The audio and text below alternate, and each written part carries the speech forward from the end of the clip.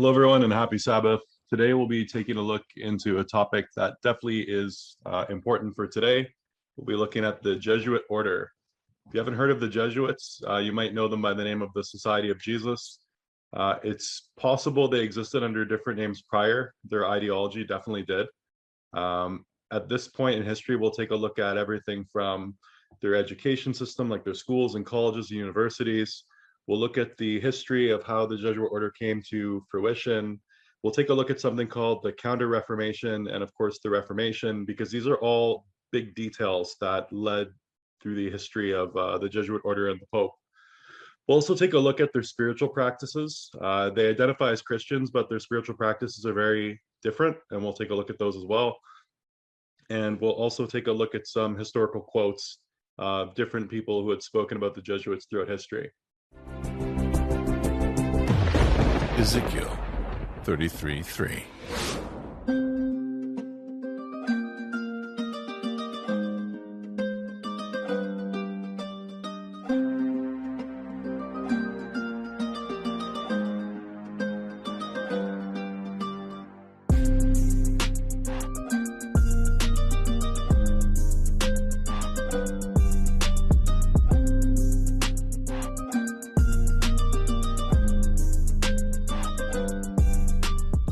So the Jesuit order, also known as the Society of Jesus, you'll see their symbol is a sun. Typically, it's a black sun.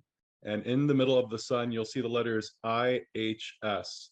IHS stands for In Hoc Signa. In Hoc Signa means in this sign we conquer. So it looks like the symbol of the sun. In this sign we conquer. One thing I'll point out from my study of the ancient world, when you see a symbol that has wavy lines and straight lines like the rays of the sun, it's typically pointing out the idea of androgyny, so male and female. The male lines the straight lines would represent typically the male, and the curvy lines the female. In the center, in hoc signa, some people have speculated that this also has another meaning. The Jesuits deny it, but Isis, Horus, and Set, the trinity that came out of Egypt. And you can see here, they came to fruition in 1540. So who are the Jesuits? Here in the background, we can see a bunch of Jesuit priests.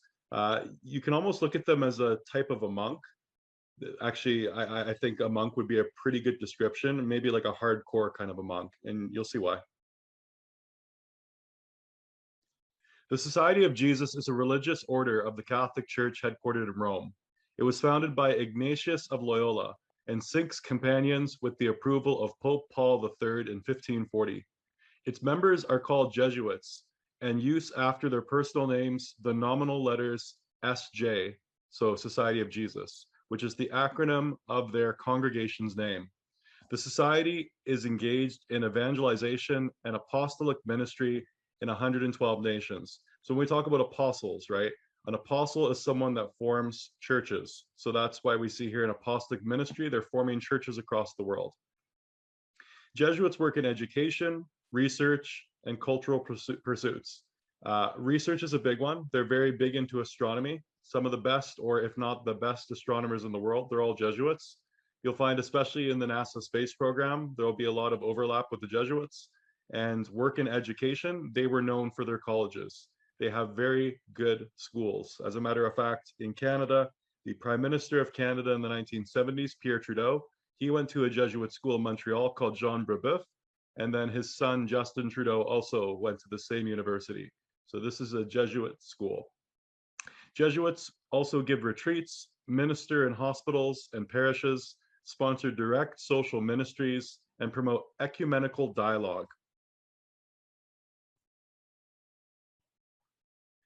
So ecumenical. Ecumenical means representing a number of different Christian churches.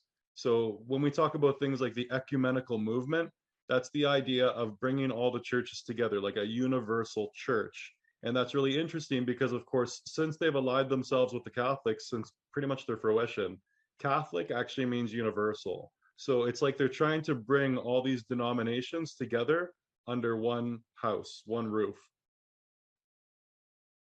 And if we take a look at the word Catholic, it means including a variety of things, all embracing.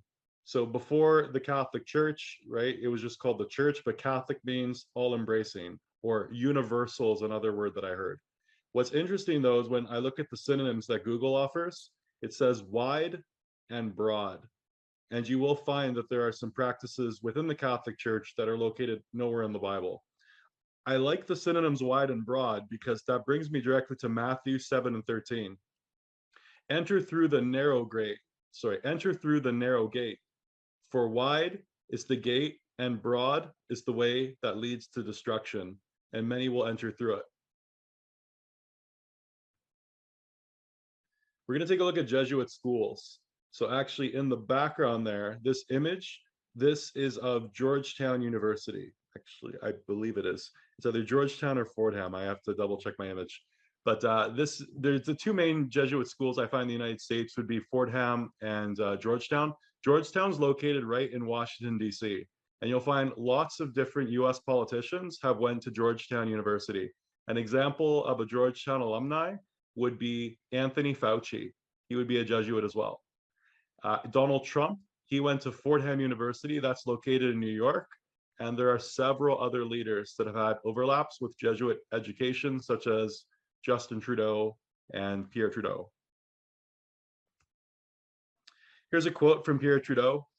The Jesuits were good educators, exceptional teachers. In an era and in a society where freedom of speech was not held in high regard, of course, that the discourse be focused on what they were teaching, but we were able to go beyond this framework without incurring too great a risk. This is Hu Shi. He says, after learning the language and culture of the Chinese people, the Jesuits began to establish contacts with the young intellectuals of the country. So they were very interested in smart young people. And so within their schools, they would obviously grab smart young people and bring them within their ranks. So they would start off at the colleges, and then sometimes they would continue on in their life with connections to the order. You would see them across the world. And the reason why is because they have schools all across the world. Here's a map. It says Jesuit World of Universities and Schools. And this is a quote from the 1500s. It says, the world is our home. And you can totally see that. From east to west, you will find Jesuit colleges and universities everywhere, and they are very good educational institutes. Some of the most powerful people in the world have graduated from these schools. I would consider these Ivy League schools. Altogether, therefore, the Jesuit Global Network of Schools represents just over 2,500 educational projects worldwide, and it is of the largest education networks globally. And so here it says Jesuit Conference Education Networks, 827 Jesuit schools, 51,284 staff, 857,000 students, 186. This is from 2019. So these stats I actually grabbed off of a Jesuit resource. Some examples in North America: St. Paul's College, University of Manitoba; St. Mary's University, Halifax; Regis College, Theological Faculty, University of Toronto; Loyola College, now a campus of Concordia University, Montreal; Campion College, Regina, University of Regina. And you can see here that Jean Brebeuf, the School of Montreal, no longer shows up. It is no longer a Jesuit school. It still operates as a school, but it doesn't call itself a Jesuit school anymore. I'm not sure what changed. United States, 29 schools. Fordham University, that's New York City. Georgetown University, this is for all your politicians. A lot of politicians have come out of this university. Washington, D.C. Boston College, Chestnut Hill, Massachusetts. Boston College School of Theology and Ministry, Brighton, Massachusetts, and many, many more. There's 29 as of 2019 in the United States. Here's the full list of the 29, I believe. I got this again. This is from the Association of Jesuit Colleges and Universities website.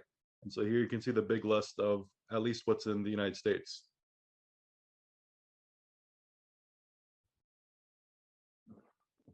This is their mascot. Their mascot is the Jesuit wolf. As a matter of fact, if you go back, we'll take a look at the seal. They had a coat of arms, or a seal, I guess, a shield, for Ignatius Loyola, who was the founder. We'll take a look at him in a second, but we're going to take a look at the symbol of the wolf. So Loyola University, excuse my typo, Chicago.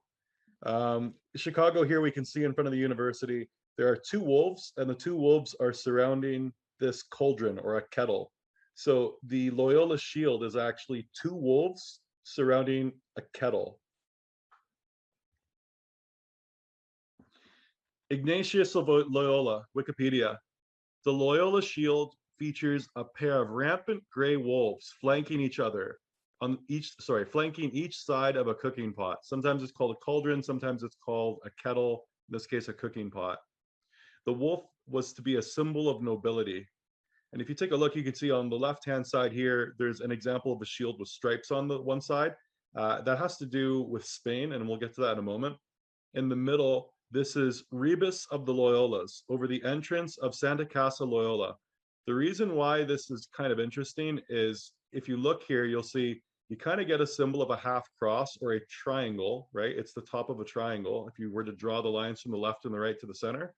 And then you have the two wolves facing each other. And this was actually at the entrance of the Loyolas in Santa Casa, we're talking Spain. On the right-hand side here, we can see the crest again with the shield with the two wolves and the kettle. And on this one, we can see a crown on the top. The crown I find kind of interesting because it kind of denotes like there's a connection to royalty. Onaz Loyola Shield. The shield of Onaz Loyola is a symbol of the Ignatius family Onaz lineage and is used by many Jesuit institutions around the world, as the official colors of Loyola family are maroon and gold. The Onaz shield consists of 7 maroon bars going diagonally from the upper left to the lower right on a gold field. The bands were granted by King of Spain to each of the Onaz brothers. The bands were granted by the King of Spain to each of the Onaz brothers in recognition of their bravery and battle. The Loyola shield features a pair of rampant gray wolves flanking each side of a cooking pot. The wolf was a symbol of nobility, while the entire design represented the family's generosity towards their military followers. According to legend, wolves had enough to feast on after the soldiers had eaten. Both shields were combined as a result of the intermarriage between the two families in 1261.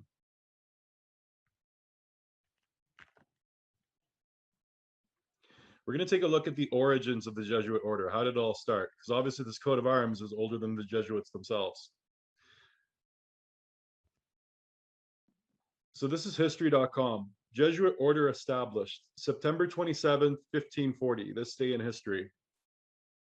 The article reads, in Rome, the Society of Jesus, a Roman Catholic missionary organization, receives its charter from Pope Paul III.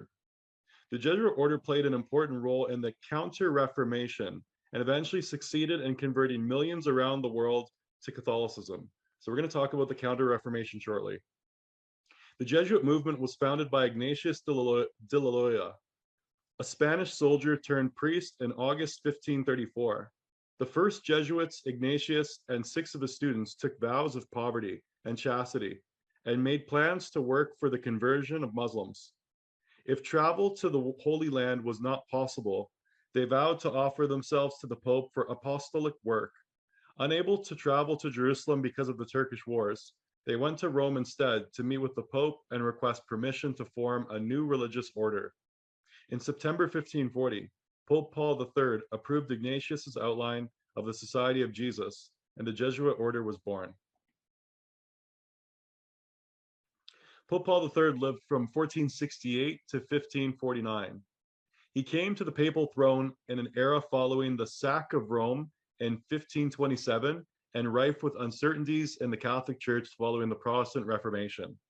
His pontificate initiated the Counter-Reformation with the Council of Trent in 1545, as well as the Wars of Religion with Emperor Charles V's military campaigns against the Protestants in Germany. He recognized new Catholic religious orders and societies such as the Jesuits, the Barnabites, and the Congregation of the Oratory. So it was more than just the Jesuits that were brought to power during the Counter-Reformation. Basically what was happening was Rome was losing a lot of power. They were starting to fall apart. And so the reformers, they were people such as Martin Luther, Calvin, the Calvinists, they were basically revolting against the Catholic Church for a variety of reasons. Some of those reasons had to do with things like corruption, disagreements they had with the Bible. Indulgences was a big issue. Indulgences were basically ways that the church was able to make money. They would go around and provide people with a certificate or a piece of paper, basically saying that they could pay for their sins. So the church was receiving money for people in exchange for them to write away their sins. And this is what caused a lot of controversy, especially with Martin Luther. Martin Luther, 1483 to 1546.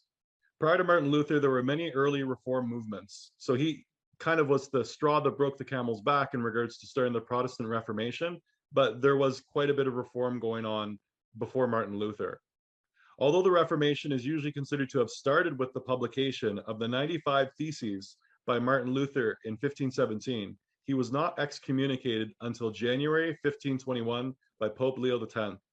The Edict of Worms was May 1521, condemned Martin Luther and officially banned citizens of the Holy Roman Empire from defending or propagating his ideas. So what Martin Luther did was basically he wrote this thesis in 1517, nailed it to a bunch of churches, and this is what really started and ignited the Protestant Reformation. The Reformation had been going on for, nearly 100 years, or at least starting around the 1500s, sorry. But it got to a climactic point when Martin Luther had placed up his theses. So this is an image or painting, Martin Luther at the Diet of Worms. In June of the previous year, 1520, Pope Leo X issued a papal bull, Exsurgi Domini, Arise, O Lord, outlining 41 purported errors found in Martin Luther's 95 Theses and other writings related to or written by him. Luther was summoned by the emperor. Prince Frederick III, Elector of Saxony, obtained an agreement that if Luther appeared, he would be promised safe passage to and from the meeting.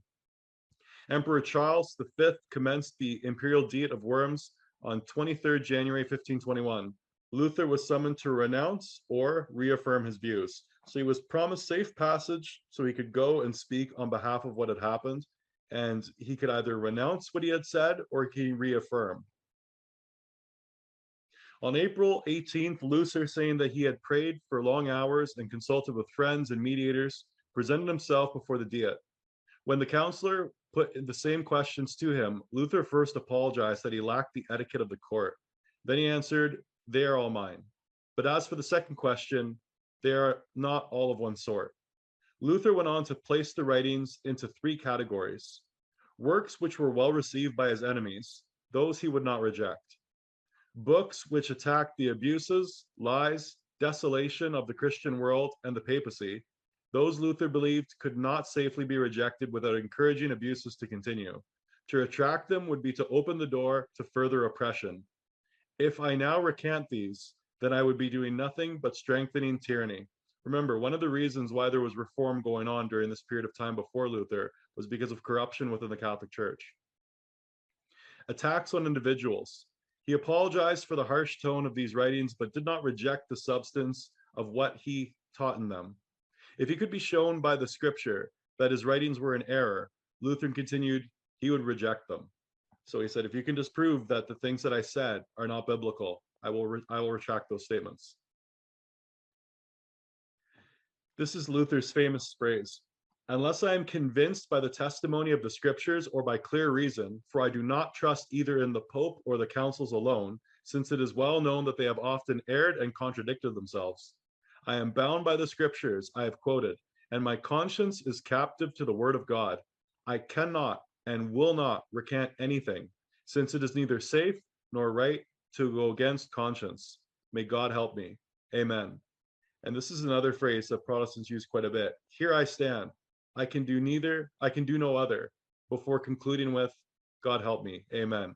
And the reason why he was ending his statements with God help me is because he knew what the church would probably do to him. In the past, of course, people were killed because they went against the church. And so he was in a very difficult position where he knew that these statements could very well cost him his life. And not just his life in a method of exiting this world in a kind fashion, exiting this world in a very brutal fashion, because heretics weren't dealt with lightly by the church. They were tortured. Timeline of the Reformation. Here are some points. I'm not going to go through everything, but just some high level pieces. The early origins of the Reformation were around the 1500s, the beginning of the 1500s. Martin Luther posts his 95 Theses on churches. This was 1517. Martin Luther summoned the Diet of Worms, 1521. And then we had something called the Counter-Reformation. So the Reformation was trying to reform the Catholic Church of corruption and things that people had been irritated by for a period of time. And finally, there was a lot of backlash. And then there was a Counter-Reformation, sometimes called the Catholic Reformation, which was this idea of basically trying to take power back from people that were separating from the church, or reforming, trying to change the church by separating from the church. So we had the Protestant Reformation, and then we had the Catholic, or just the Counter-Reformation. It's the same thing. Hi, my name is Paul Sargent, and welcome once again to AP Euro Bit by Bit, the series in which I'm trying to teach you modern European history in small bite-sized pieces so that you can better understand it. So today, we're going to look at the response of the Catholic Church to the Protestant Reformation.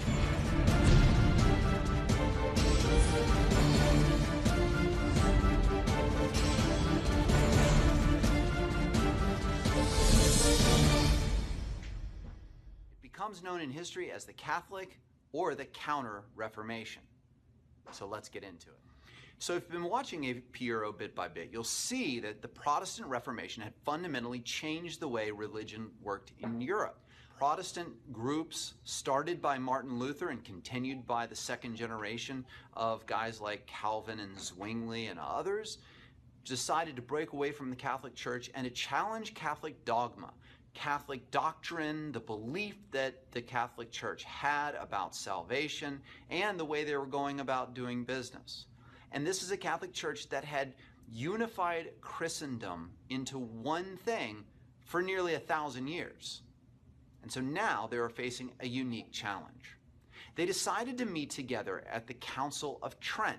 And really the goals of the Council of Trent were to do two things. Number one, they were going to respond to the challenges of Protestant groups. And number two, they were going to respond to complaints about abuses within the Catholic Church coming from, well, within the Catholic Church. So their entire program and what they decided was really based on three principles. Now, just so you understand, this council met for a very long time. Intermittently, they met between 1545 and 1563, and in the end, they decided, first of all, that they were going to address Catholic doctrine, Catholic dogma, the beliefs of the Catholic Church. And their solution to this was really very simple. They weren't going to change them. That Catholic belief, having been established for 1,500 years, was correct. That salvation involved both faith and good works. There were 7 sacraments that needed to be followed. And they also affirmed that authority in religious matters comes not only from the Bible, but also from the collected writings and understandings and everything else produced by the Catholic Church and Catholic thinkers for the last 1,500 years. So they didn't give any ground to the Protestants on the doctrine side. They said Protestants were wrong on this stuff. The second thing addressed by the Council of Trent was abuses within the Catholic Church. Now, these were the things that really started Reformation efforts, the fact that there were things going on which didn't seem quite Catholic. And the Catholic Church readily admitted that there were problems. And so they made a series of reforms within the church to change some of the practices of the people within the church. For example, they outlawed the practice of simony, of buying church offices. They reinstituted and reemphasized celibacy within the priesthood, which had really kind of gone away during the Middle Ages and the Renaissance and gotten pretty ugly. They reaffirmed the sale of indulgences, but they spoke out against the abuse of the sale of indulgences. In other words, using them as a tool to raise money. And they instructed that the illiteracy of the priests was going to be addressed. Priests needed to be educated and literate and be able to really do their job in an educated way. In terms of reform within the church, they really did make a lot of steps in terms of trying to rein in a lot of the things which had been giving the Catholic Church a bad name for a few centuries now.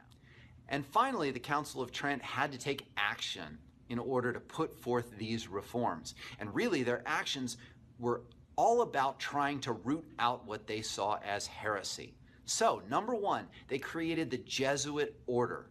The Jesuit order was going to be in charge of really education, but it was also going to be in charge of carrying out the work of rooting out heresy. So, in sort of a weird confluence, they set up some of the greatest universities and education systems throughout Europe. They go about conversion efforts in areas of the world which were being colonized, especially by the Spanish and the Portuguese.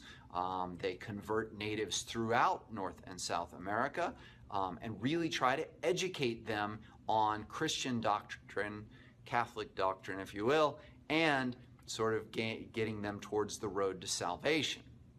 But the Jesuits were also in charge of the Inquisition and trying to find heretics and get them out, to make them confess and then do some pretty nasty things to them. The other thing the Catholic Church did is they created the Index of Prohibited Books. And the Index of Prohibited Books was going to expand and expand and expand. And really what it is a list of books that Catholics should not read because they have teachings, they have ideas which the Catholic Church determines to be, well, bad.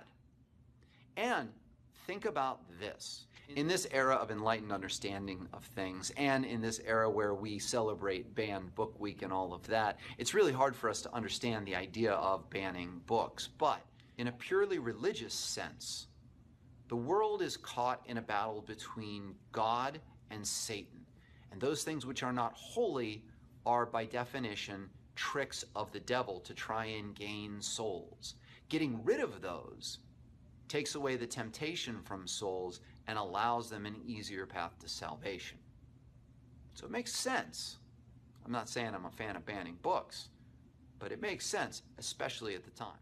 So what were the effects of the Council of Trent? Well, education throughout Europe definitely benefited from the Jesuit universities that were put up. So they really made it so that Protestantism couldn't really take hold in Southern Europe. So they held on to Italy and the south of the Holy Roman Empire, Spain, Portugal, areas like that, and thus lots of the new colonies which are being established. Was it a success? Well, the Catholic Church still stands today as a very powerful institution, and they don't meet again to change Catholic belief, dogma, practices, or anything else until Vatican II. On the other hand, Protestantism does flourish in the north of Europe. It does spread to colonies in some areas, especially those areas colonized by the Dutch and the British, and Protestantism is still alive today.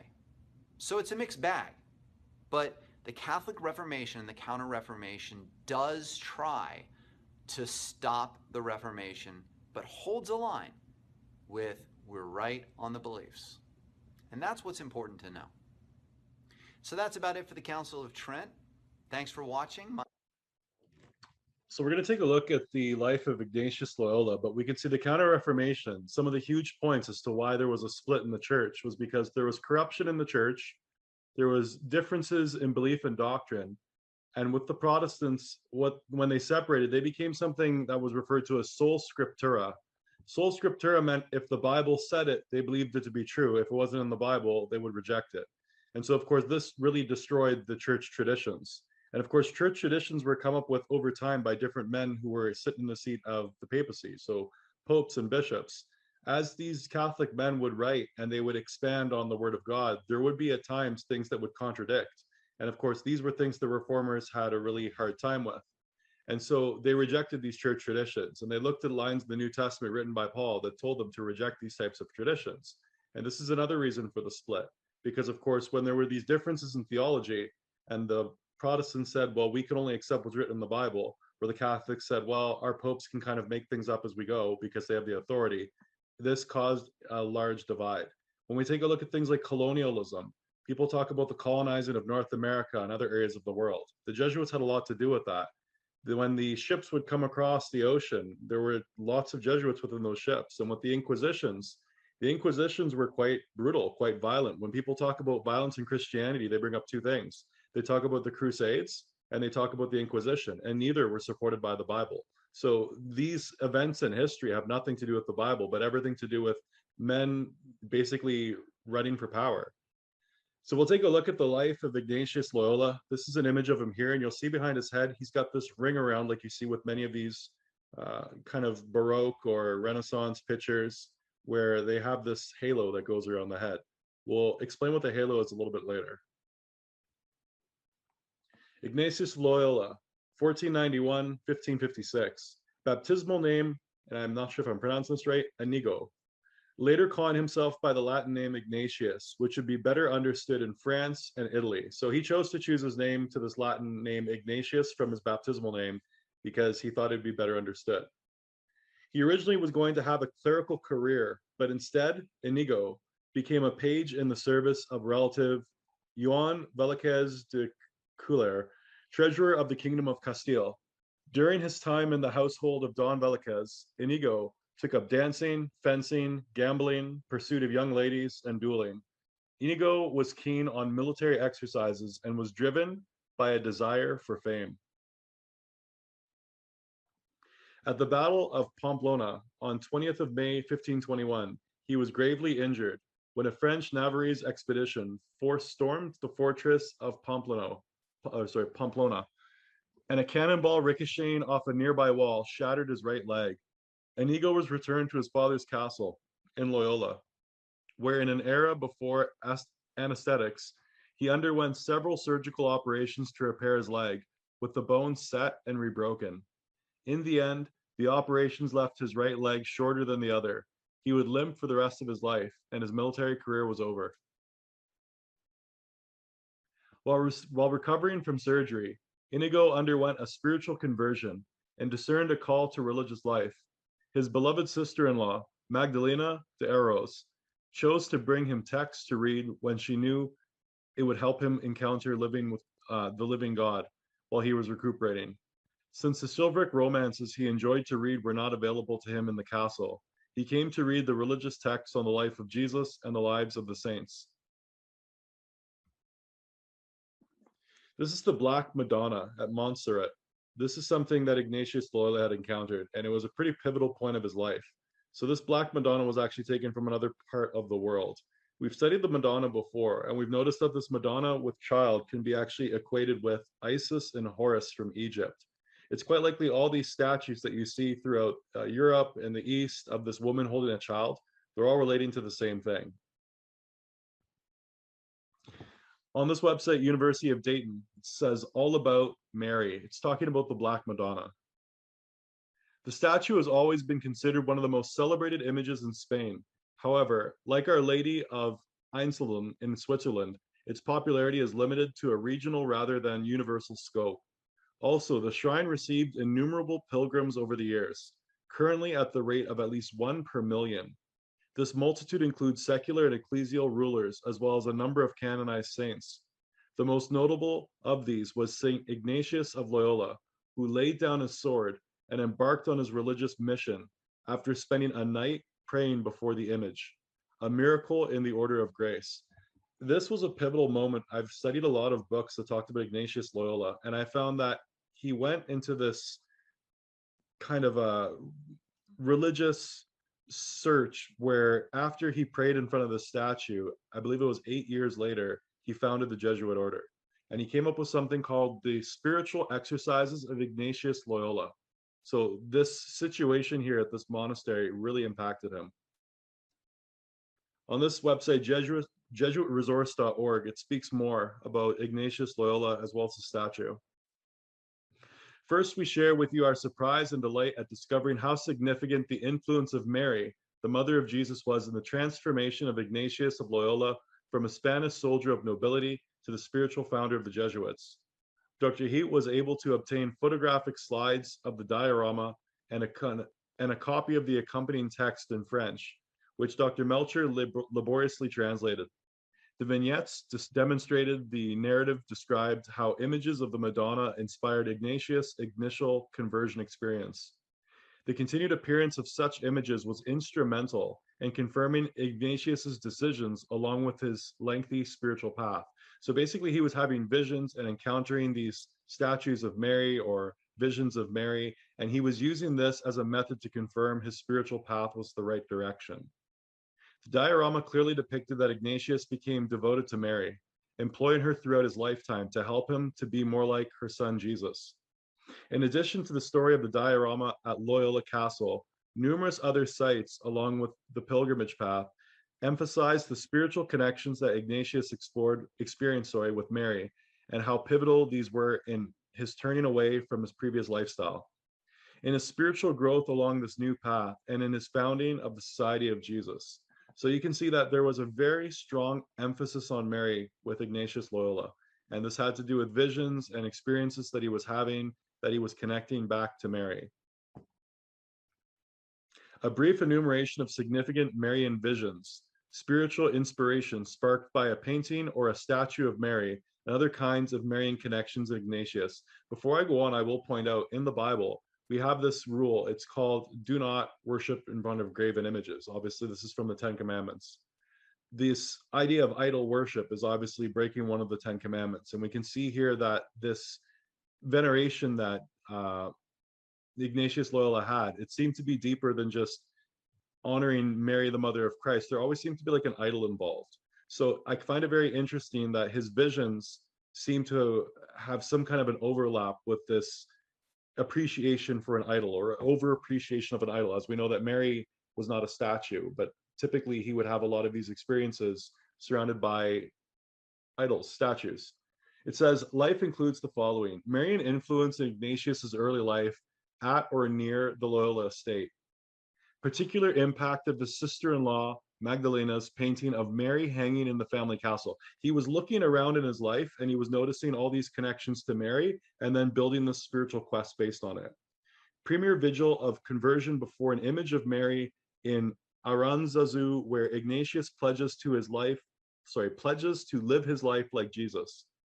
Ignatius seriously considers murdering a Muslim who questions Mary's virginity in order to defend her honor. After a 3-day vigil, Ignatius lays down his sword in front of the Black Madonna at Montserrat to take up his life of a religious. So this was that pivotal moment. Strong influence of Mary at Manresa while Ignatius meditates and writes the spiritual exercises in the cave. This is when he came out with his own kind of a religious deal. He basically got into meditation, which we'll see a little bit later. And through his constant meditation, which he often describes as prayer, but wasn't prayer, this is what got him to really change in his personality. Ignatius's vision of Mary in the hospital of Magdalena at Aspitia. So here we're starting to see more visions, and these visions are occurring, like I said, after he had this experience in front of this idol. He takes vows with some companies in front of the Mary statue at St. Paul's outside the walls of the Basilica in Rome. So now you can see that he's actually taking some of his soldiers, because the order of the Jesuits is a military order. So he's actually taking his comrades with him to take vows in front of these statues. Church of Santa Maria della Strada, the first church ever held by the Jesuits, and is the site of the future Gesù in Rome. The Gesù itself called Our Lady of the Way Church. So Mary became the center of everything that he held as important. Ignatius became driven by mystical spiritual observations surrounding the Virgin Mary as he took note of her everywhere. So this book he wrote was called The Spiritual Exercises of Ignatius Loyola. And this today is a staple of the Jesuit order. As a matter of fact, the Jesuits teach that if you want to actually know the will of God, you have to do these exercises. So they teach a very specific method of meditation and focus for individuals to know God's will.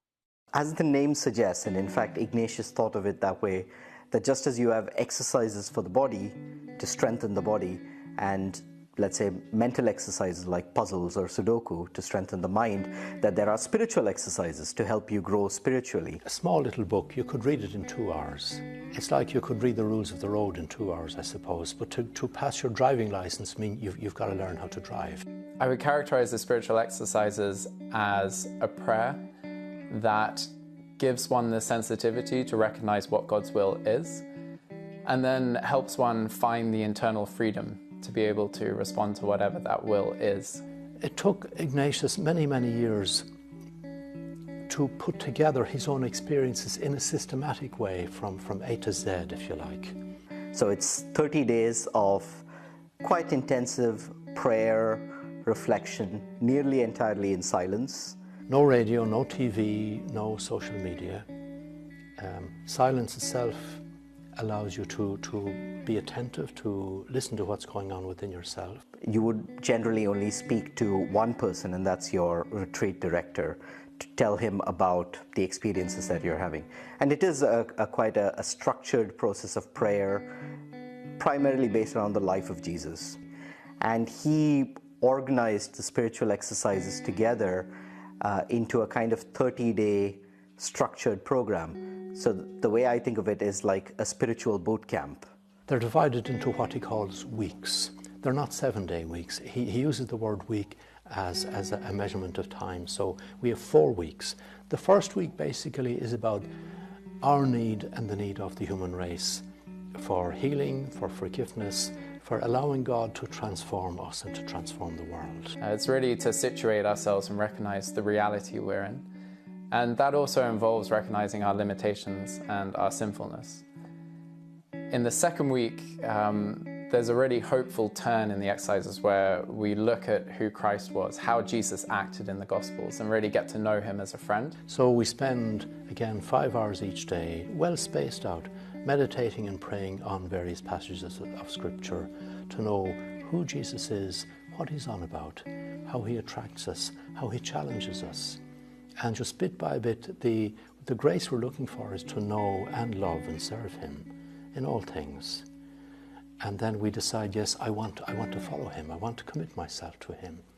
Okay, if you do, then the third week will challenge you. Are you ready to go to the cross with him?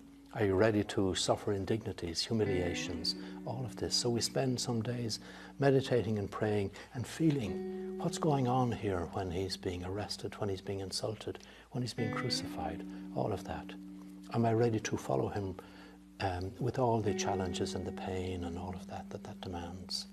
But that eventually, as we all know in the Christian story, leads to the fourth week and the resurrection. And this is a moment in which we try and really recognize God's action, God's presence, and God's love for the world.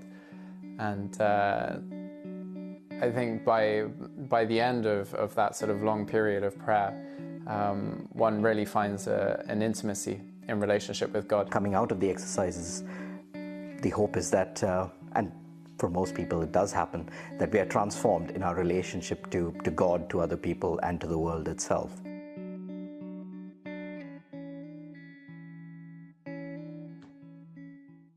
Now, don't get me wrong, this sounds like a very positive thing, but this is actually Christian mysticism. They're using visualization techniques, meditation, prayer, and different forms of self-suffering to get the individual to reach a higher plane of consciousness. That's what the whole purpose of this is about. That's why in 30 days, you can have an experience with God, but it's not God of the Bible you have an experience with. The spiritual exercises of Ignatius Loyola. Ignatian spirituality, known as Jesuit spirituality, is a Catholic spirituality founded on the experiences of 16th century Saint Ignatius of Loyola, founder of the Jesuit order. The main idea of this form of spirituality comes from Ignatius's spiritual exercises, the aim of which is to help one conquer oneself and to regulate one's life in such a way that no decision is made under influence of any inordinate attachment. The exercises are intended to give the person undertaking them a greater degree of freedom from his or her own likes and dislikes, so that their choices are based solely on what they discern God's will is for them. So through these spiritual practices, Ignatius would take his followers and then be able to have them have an experience with God. And this would let them know what the will of God is. So this is actually Gnosis. If you study Gnosis or the Gnostics, the Gnostic heresy was going on around the 3rd century, so 400 AD. And then it kind of disappeared, but not completely. There's controversy saying that Masons are actually Gnostics, and Rosicrucians and Jesuits are the continuation of the Gnostic orders. But we'll take a look more as we start to see what exactly is happening on the inside to some of these individuals. We'll take a look at some of the works of the Jesuit order as well. And we'll look at their military history a little bit, and we'll do more of a deep dive into that later. Ignatius of Loyola, venerated as Saint Ignatius of Loyola, was a Spanish Basque Catholic priest and theologian who, together with Peter Faber and Francis Xavier, you probably recognize the name Xavier, founded the religious order called the Society of Jesus and became its first superior general at Paris in 1541. So Jesuits, they were formed by Pope Paul III in 1540. 1541, they have their first superior general. So it's really interesting to see that you have a religious order with a military leader. So looking again at the timeline of the Reformation, it lays out like this. We have the early origins of the Reformation. This is before Martin Luther. Then we have Martin Luther posting his 95 Theses on the churches. Ignatius of Loyola, he goes from soldier to priest. He was injured, his leg was injured, he could no longer be a soldier. So then he goes on this religious journey. Pope Paul III, approval of the Jesuit order, or the Society of Jesus. Then we have Ignatius of Loyola.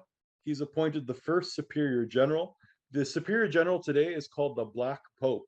So everyone knows about the Pope. The Pope is the guy, obviously, that's inside of the Vatican. Well, the Black Pope is the leader of the Jesuits. He's the first superior general. And then we had the Council of Trent in 1545, which was the Counter-Reformation. So the Jesuits really came to life because of the Counter-Reformation.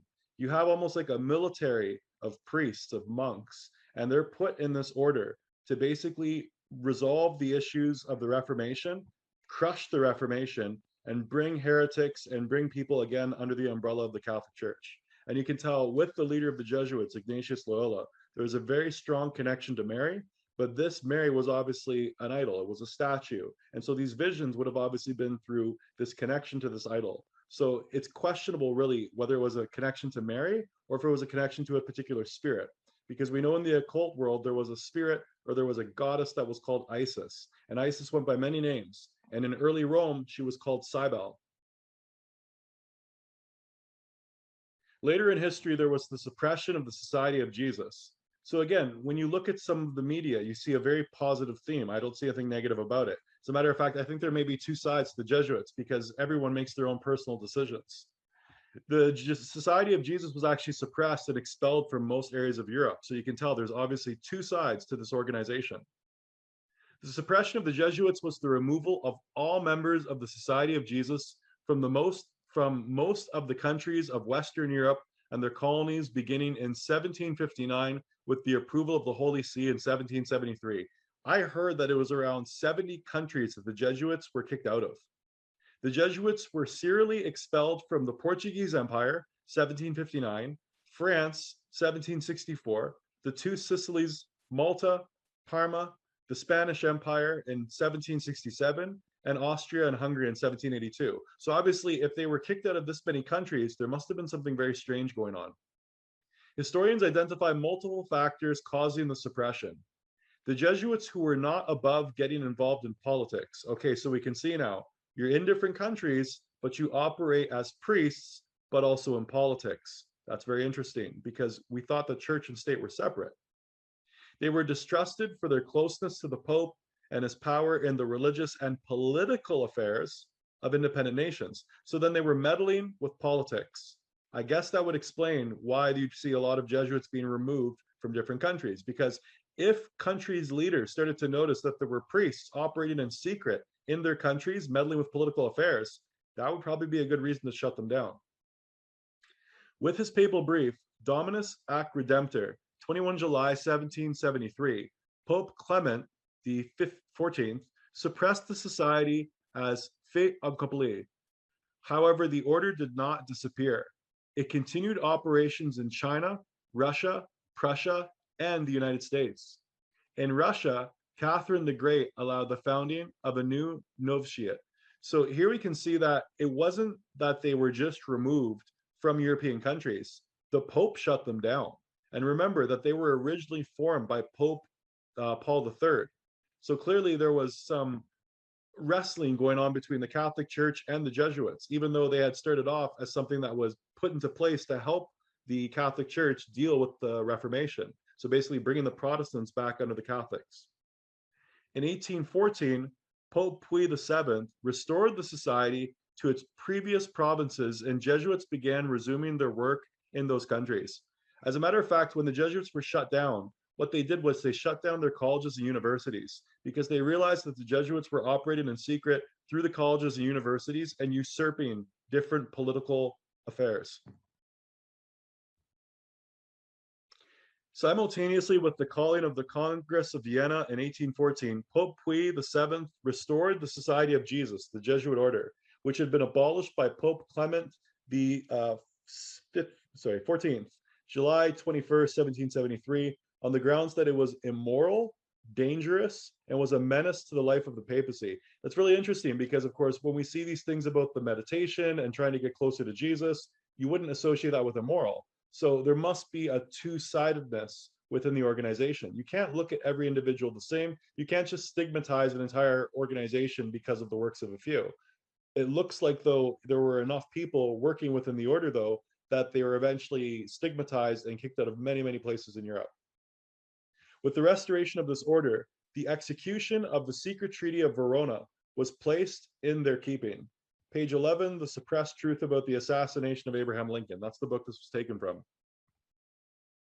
After Pope Pui VII was released from Napoleon's prison in 1814, he restored the Society of Jesus with a papal bull. I'm not even going to try to pronounce the Latin. Promulgated on August 7th of that very year. A bull is the strongest legal document a pope can issue. In that bull of restoration, the Pope added, if any should attempt to abolish the Society of Jesus, he would incur the indignation of the Almighty God and the holy apostles, Peter and Paul. It's a pretty strong papal bull and a pretty strong worded message here. So at this point, you can see the Jesuits, who were kicked out of all these areas of Europe, were restored back into power by this Pope. So first they were a threat to the church, and now the Pope is aligned with them. So again, when we look at the spiritual practices of Ignatius Loyola, he came up with his own type of spirituality. And again, it's nowhere recorded in the Bible. When you take a look at it, though, at ignatiusspirituality.com, it says, Consciousness Examined by George Aschenbrenner. If we allow God gradually to transform our mind and heart into that of Jesus, to become truly Christian through our living experience in this world, see, it sounds like it's trying to change your character into Christ if you're reading it from a Christian point of view, but if you're reading it from a mystic point of view, you might actually read it as trying to change the individual into Christ themselves. And the reason why I bring this up is because in the Bible, Christ told us there would be false Christs. If we take a look at Ignatian spirituality in the Wikipedia, I've noticed this interesting choice of words. Union with Jesus. Now, I know that it talks about in the Bible of being in the fold with Christ, but union with Jesus sounds a lot more different. Let's take a look at some more Jesuit publications or writings and just see if we can find if there's a connection with this terminology of the false Christ in the Bible. First, we're going to take a look at Teilhard de Chardin, 1881-1965. Teilhard de Chardin was a paleontologist and Roman Catholic priest in the Jesuit orders. Okay, so we're dealing with another Jesuit. In France, in the 1920s, he began incorporating his theories of the universe. Just a moment. In France, the 1920s, he began incorporating his theories of the universe into lectures that placed Catholicism and evolution in the same conversation. That's really interesting because, of course, evolution, that's something that came up, that was an idea of Charles Darwin. But if you look at the period of time which he was born, this is when this theory of evolution was starting to kick off. Because of these lectures, he was suspected by the Holy Office of denying the doctrine of original sin. So Adam and Eve. This caused Teilhard to be exiled to China and banned from publication by church authorities. Really interesting here, we're seeing the Jesuits, we knew they had home base in China, they had bases in Russia, but in the East, what did we see in the Bible? In the East, there were other religions. We had things like the Greek mysteries and the Asian mysteries. So here he's being sent over towards the East, and the ideas that he has are actually ideas that are Eastern philosophies. So he probably had those ideas further fostered when he was going into the East. It was not until 1 year after his death in 1955 that his writings were published for the world to read. His works were also supported by the writings of a group of Catholic thinkers, which include Pope Benedict. So this is the Pope we had before the current Pope we have. So Pope Ratzinger or Pope Benedict, my apologies, Pope Ratzinger is who I was thinking of here. Pope Benedict, our current Pope, it's really interesting to see that our current Pope is supporting his ideas because, of course, keep in mind that he was exiled to China, but our current Pope, he saw his writings and he's supportive of those writings. And I think I made a mistake there with which Pope we're talking about here. But anyways, we have a Pope Benedict. But it's just interesting to see someone get exiled and then return back. And then we have a new Pope that's obviously accepting his writings after his death. And you'll see that these aren't really aligned with anything of Catholicism, but these are definitely aligned with things of Eastern mysticism or mystic Christianity, something that was occurring around the period of the Renaissance and the Baroque period, where people were basically merging together the Bible with things from the East. Teilhard de Chardin was heavily influenced by the work of Charles Darwin. So we could see that. We saw he was mixing together ideas from the Bible with evolution. But evolution actually came from Charles Darwin's grandfather, Aramis Darwin. And Aramis Darwin was born before Charles was even, Aramis Darwin had coined this idea of evolution before Charles was even born. So a lot of people are taught in school, Charles Darwin came up with the theory of evolution. No, actually it was Aramis Darwin. And you can actually confirm that on the Masons website. This is the Grand Lodge of Victoria. I think it's the largest lodge in Canada. And this is an article on Aramis Darwin. It says, best known as the grandfather of biologist Charles Darwin, Aramis Darwin was a philosopher, poet, scientist, and physician, well informed on all aspects of late 18th century science and medicine. He had advanced ideas on cosmology and evolution, which he recorded in a verse of a high quality. As author of Zoonomia, or the Laws of Organic Life, in 1794, he proposed the gradual evolution of animals and plants. So this idea of the theory of evolution was long before Charles Darwin. This is his grandfather, and his grandfather was a Freemason. And so what we're seeing is a synergy between the Jesuit order and the Masonic order.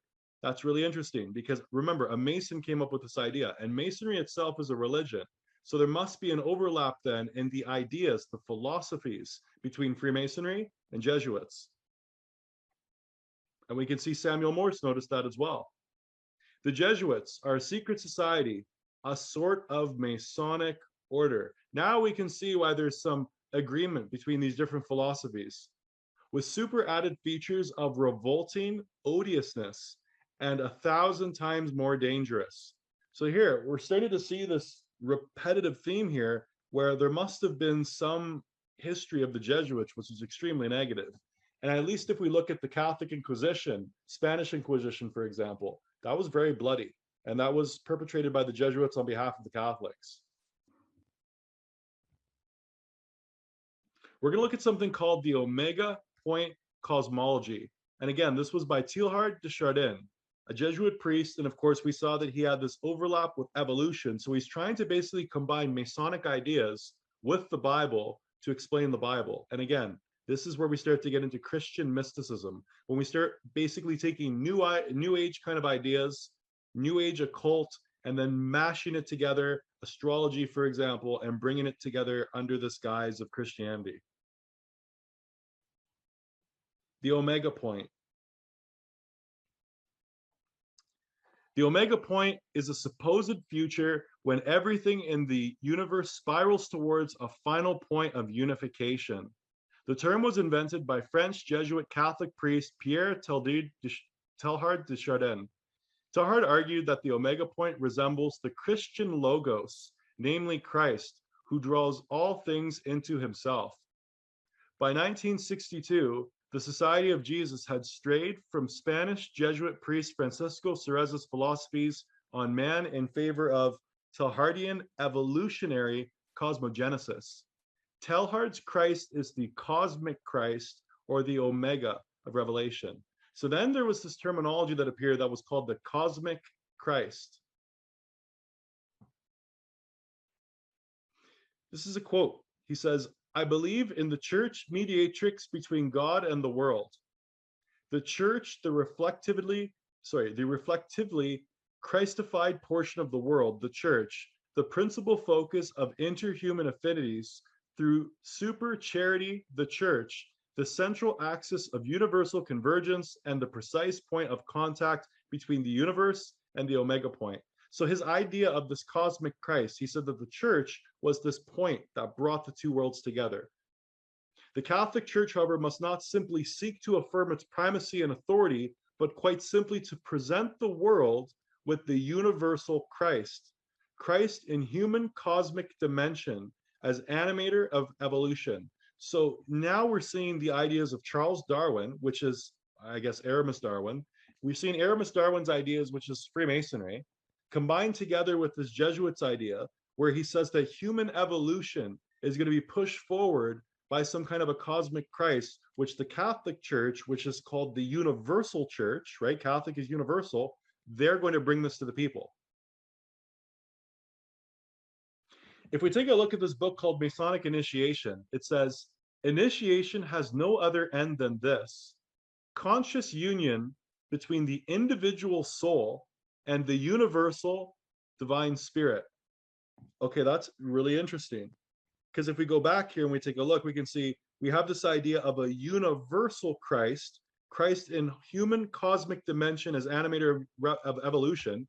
And then the Masons have in their writings the idea of a universal divine spirit. Do you want to guess that the universal divine spirit of Freemasonry is the cosmic Christ of the Jesuits? It's the same thing. So the question is, what is Masonic initiation? How do you become initiated?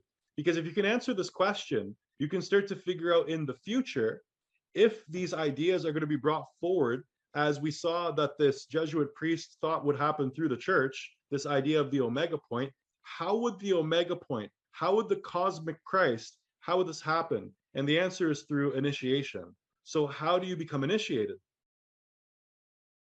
Masonic initiation, page 141 reads, for those upon the path to real initiation, meditation is essential.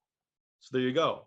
If you try to figure out how people are going to become the false Christ that Christ talked about in the book of Matthew and the book of Luke, it is required that you meditate. That is how you're going to change yourself from the inside. And we can see the spiritual exercises of Ignatius Loyola. What did we find with him? That there's going to be a transformation that can happen after 30 days of meditation and putting yourself in this very strict form of cutting yourself off from the world and just doing exactly what they tell you to do over a 30-day period. So Masonic initiation equals meditation. And the Jesuits, we know from Ignatius of Loyola, they meditate as well. Masonic initiation, page 87 reads, initiation always occurs when the physical body is in a state of trance or sleep, and when the temporarily liberated consciousness has been transferred to a higher level. This sounds like the yogis. This sounds like the Buddhists. This sounds like what's going on in India.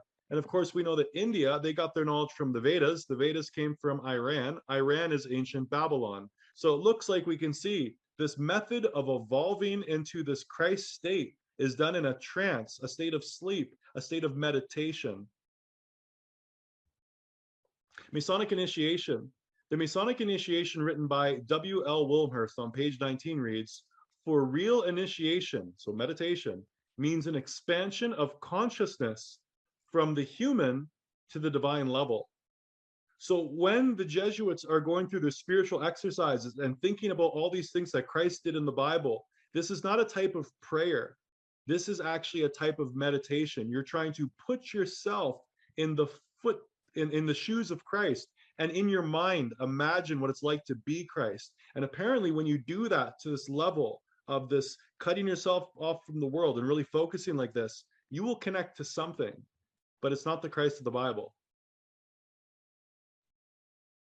The Masonic initiation, page 141 reads, every man is a potential Christ. Here's your smoking gun.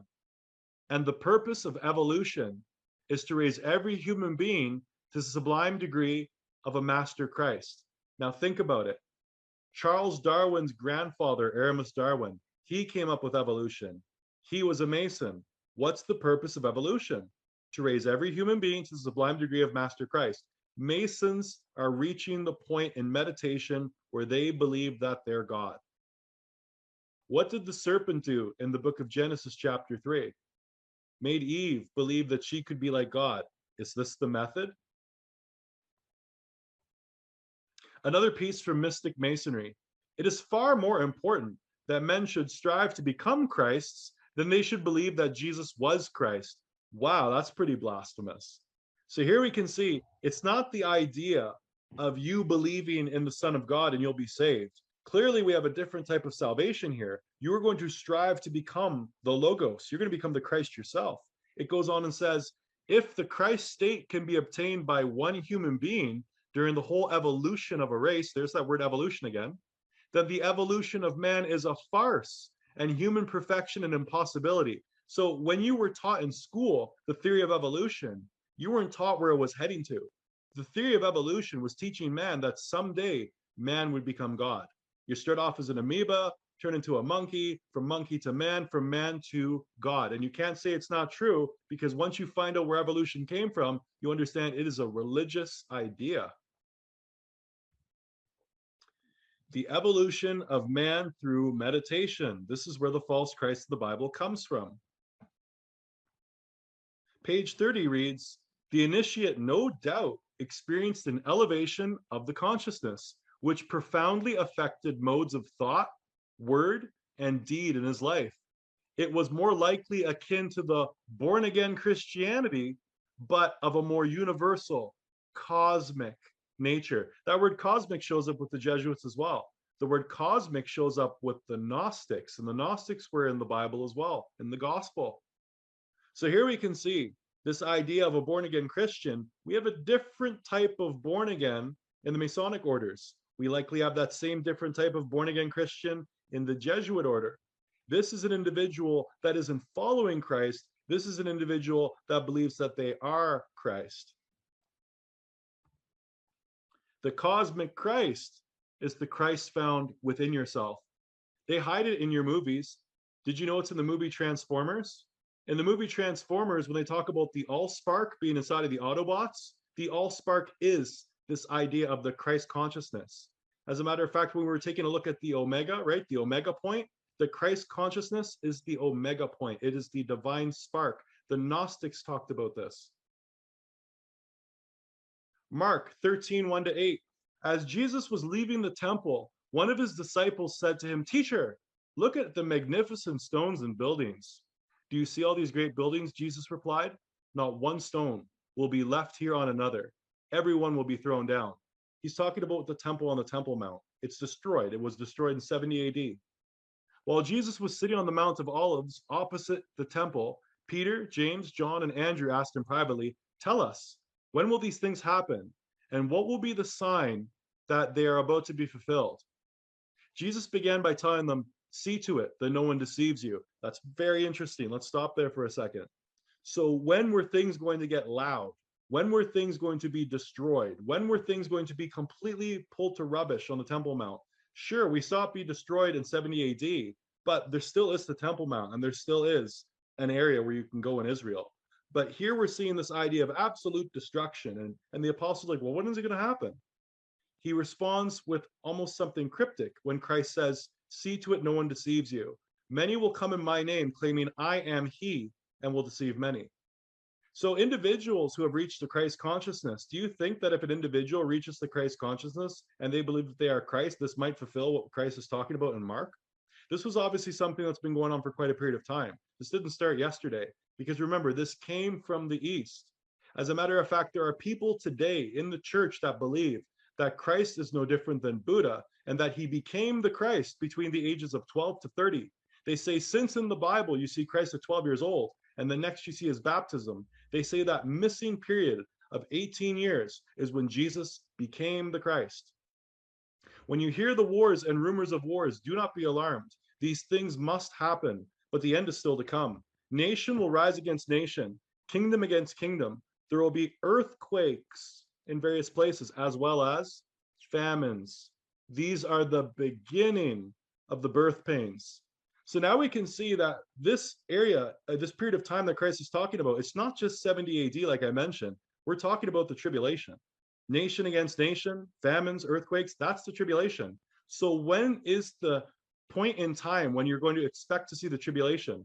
Christ tells you, make sure that no one deceives you. Many will come in my name. In other words, you can expect to go into this period called the tribulation when you start noticing people call themselves God. Jesuits, for example, Masons, for example, Rosicrucians, for example. When people confuse God with themselves, that's a sign that you're going in towards the tribulation. Jesus warned us that there would be those claiming to be God before the tribulation.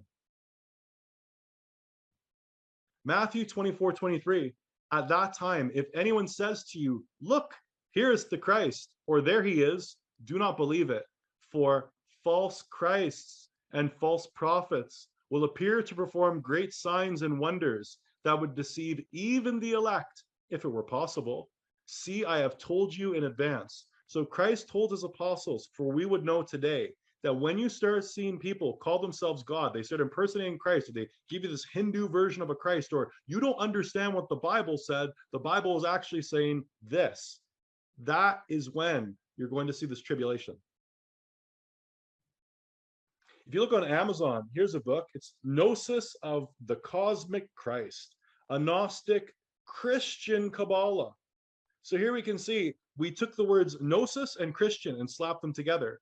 Well, those words don't go together. And we can see the Kabbalah, and the Kabbalah is what? The planets. We saw that the nations of the world worship the planets. Mars, Jupiter, Saturn. I mean, if we take a look in Rome, you can still see their statues today. This is called astrolatry. It's the worship of the sun, the moon, the stars, something forbidden in the book of Deuteronomy twice. And here we can see that this concept of the cosmic Christ has something to do with the worship of the stars. Christian mysticism. The noble idea of the Christian Kabbalah is not so much the worship of Jesus Christ, at least they're obvious about it, but rather a conscious evolution toward a divine or superhumanity. Wow, this sounds like Freemasonry, but this is a book you can buy online, and there's many like it. In this regard, Christian Kabbalah is quite different from its Jewish roots, and Gnostic Christianity is very different from Orthodox Christianity. Both are about, here's the key, experiencing God and evolving toward God rather than just studying theology. Don't read the Bible, you guys. Let's just sit around and meditate, or we'll call it prayer when it's really meditation, and we will connect ourselves to God. So gnosis, the word gnosis means to know, knowing. So gnosis is all about experiencing God. How do the Gnostics experiencing God? They basically shut their mouths. They say nothing, and they sit down and they wait in silence. And that's how they experience God. That's not how God wants you to find him. God wants you to think. He doesn't want you to have a mystical experience. Rosicrucian Fellowship, the cosmic Christ and the Christ within. Rosicrucians, they teach this as well. This idea of the cosmic Christ doesn't just show up with the Jesuits, it shows up with the Rosicrucians. So again, we have this idea of a omega point, a spark, a divine spark within of God. Maharishi would always say that he wanted everyone to be cosmically conscious. Maharishi would always say that he wanted everyone to be cosmically conscious. Cosmically conscious. Cosmically conscious. Maharishi sure sounds like a name from the East. And didn't Christ say that before the tribulation you would see what? People claiming that they were God. Looks like it goes all the way back to the Beatles and before that, but it's picking up. Rosicrucian and Christianity. In the philosophy of Rosicrucianism, the Christ spirit, which entered the body of Jesus when Jesus himself vacated it, is a ray from the cosmic Christ. Okay, so then again, we have this idea of Jesus becoming the Christ. He isn't God, he became God. And if you think about it, if Jesus can become God, doesn't that mean that you and I can become God too? There must be a process, right?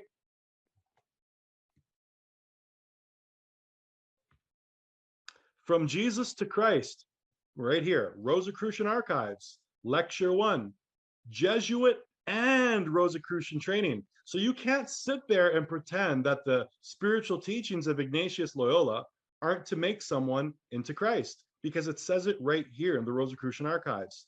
Jesuit and Rosicrucian training. You see, when they're doing all those meditations over the span of a month, which they call prayers, they meditate on lines of the scripture, they have a visualization in their head, and eventually they carry their cross and crucify themselves in their own mind.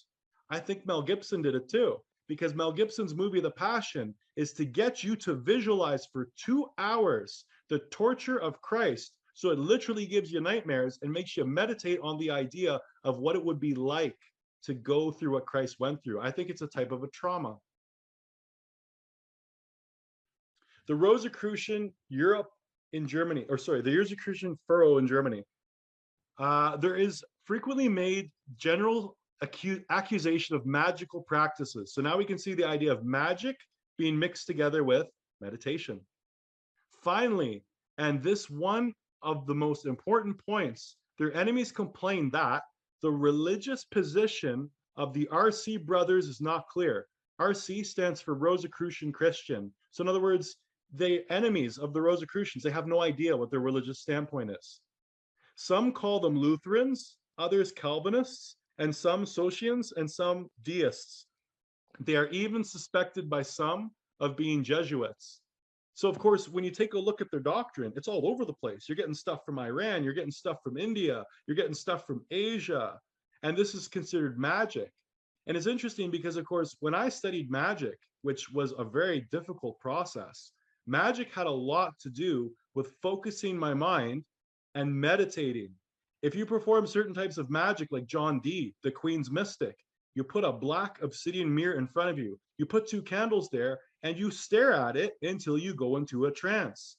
Magic is meditation. So there are overlaps between the Rosicrucians and the Jesuits. You can see them all over the place. And the Jesuits have some form of meditation, and the Rosicrucians obviously have some form of meditation. And this meditation leads you to believe that you are in fact Christ. And we have the Freemasons, the largest secret society in the world. They believe it too. So isn't that interesting? You have educational institutes where there's 2,500 different chapters of Jesuit schools and colleges across the world. And then you have Masons with infinite amount of lodges across the world, and Rosicrucians, and they all believe the same thing. You can meditate and become God. I think what Christ told us in the book of Matthew was true. Secret symbols of the Rosicrucians. If you take a look here, you can see the symbol of the cross, which would make you think they're a Christian group, until you realize they are trying to make you into Christ himself. And you can see in the center of the cross a sun, which is just like the Jesuit order, and just like the Masons for that matter. And in the center of the sun, what do we see? Jesus, or what looks like Jesus. And he has a halo or a sun around his head. These halos that you see around Ignatius Loyola, these halos that you see in all this religious art, that is not a halo. It's the sun. This is sun worship. Sun worship is meditation. Rosicrucian order, Amrock, questions and answers. Here you can see the symbol. It says Rosae Crucis. Rosicrucian gets its name from the rose cross. They are the brotherhood of the rose cross. And so if you ever see a cross and it has this rose in the center, that's them. But I'll give you another example that you've seen before. If you ever see the word Pope and the O in the word Pope has a circle and a cross, can you see where it came from? It's the rose cross. It's a symbol for the cosmic consciousness or the Christ consciousness. Rosicrucian fellowship, right? You have Christian fellowship. Why would you have Rosicrucian fellowship? There is a distinction between the Christ who is born within us, our true Savior, and the cosmic Christ, the Christ without. This sounds like Hinduism. Remember when we studied meditation and yoga? The word yoga came from the Katha Upanishad. In the Katha Upanishad, the very first time the word yoga was ever used, it said, you have to find the Atman within. Once you find the Atman within and you realize that the universe is inside of you, there's a universe outside, the Atman, and a universe on the inside, the Atman. Well, here we can see there's a Christ born within us, which is clearly the Hindu Atman. And then we can see there is a Christ without, which is again the Atman. We are just replacing the word Atman with the word Christ, and we are masquerading mysticism as Christianity, and we're masquerading prayer for meditation. If you take a look here, you can see the compass and square of Freemasonry. So on the top, you can totally see the compass. On the bottom where the ribbon is, that's supposed to be like the builder's square. But if you notice here, we've got the letters I, N, R, I, and then we've got a cross behind this pelican. And the pelican is literally eating itself or pecking at itself to feed its children. So you can see here what they're doing is they're symbolizing the pelican as Jesus Christ. So if you see the symbol of the pelican, like pelican books was something I grew up with as a kid, the pelican was a symbol of the mystics for their God, the God within, the God who sacrifices himself for others. So for example, if you look at the Jesuits, they were talking about their meditations. You put yourself in the shoes of Christ and you meditate for a month and you refrain from all human contact until you know the will of God. And the will becomes what? Hearing a voice within that's telling you that you are Christ and that Christ has to do good works. So through your good works, you are acting like God. And so we can see the Rosicrucian cross is directly beneath the pelican, which is a symbol for Christ. And I will show you that it is Christ, because if you look on the bottom, it says I-N-R-I. Look at these pictures of the crucifixion, and you will see above the cross the letters I-N-R-I. Yes, the pelican is Christ. They have made Christ into something of a mystical experience where each individual comes to the conclusion through their own spiritual journey, which varies between person to person, that they are God. That is the ultimate point. How they get there differs a bit. Knowing your 7 chakras. So 7 chakras. Now let's read this. The Rosicrucian cosmoconception. In other words, this is where the Big Bang theory came from. The Rosicrucians teach that the above referred 7 worlds belong to the lowest of the 7 cosmic planes. So what the Rosicrucians called the 7 worlds or the 7 cosmic planes, the Hindus called the 7 chakras. You seeing the overlap here? Cosmic Christ, Atman, prayer, meditation.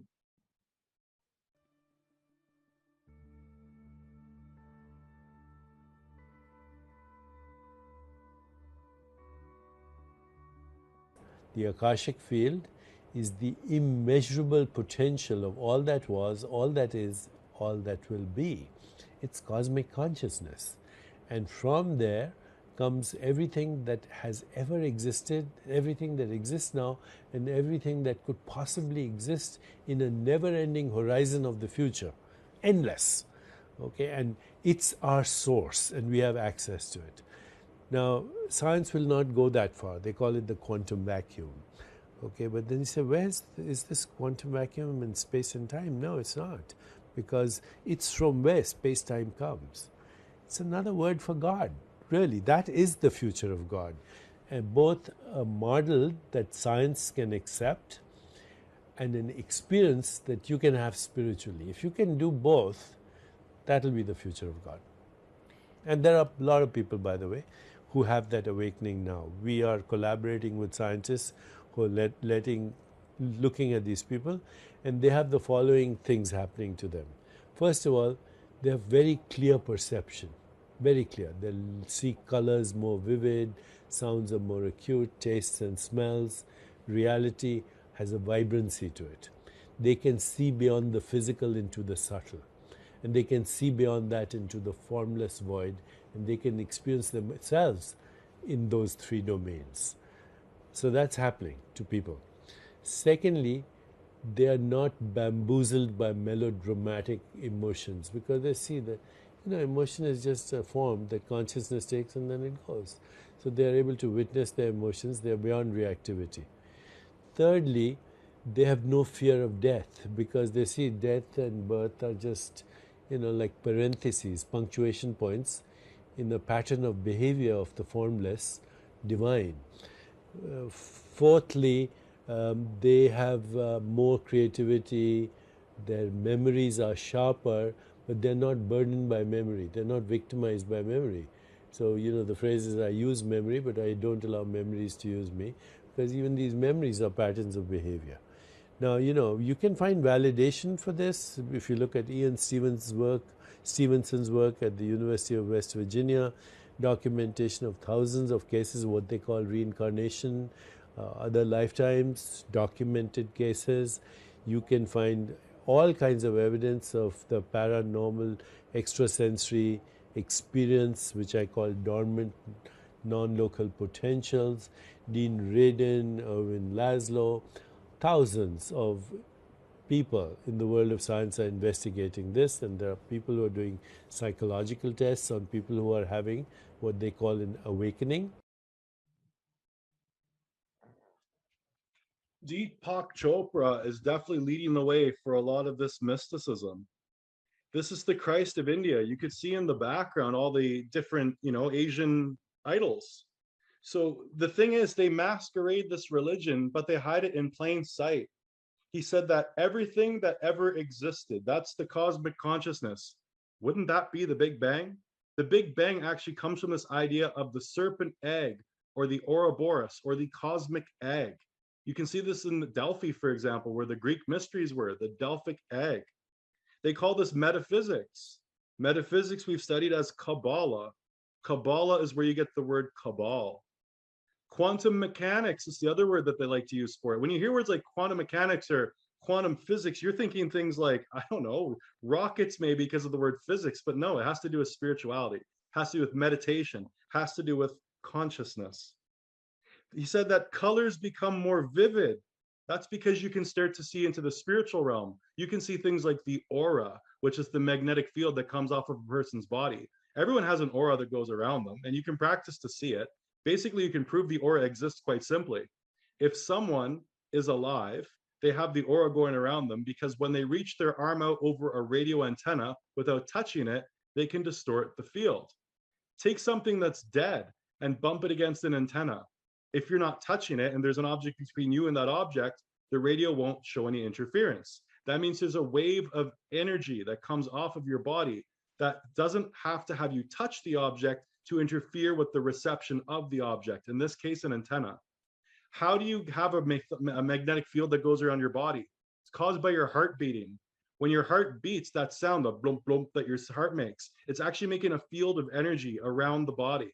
And so your brain is going to cause electricity to go through the nervous system, whereas your heart is going to cause the magnetic field. You are an electromagnetic organism, and that's what the mystics had figured out. And by channeling energy in the body up these points they called chakras, they were able to give you different conscious experiences to the point where you would actually tickle parts of your brain and you would see things and hear things that were all happening from within.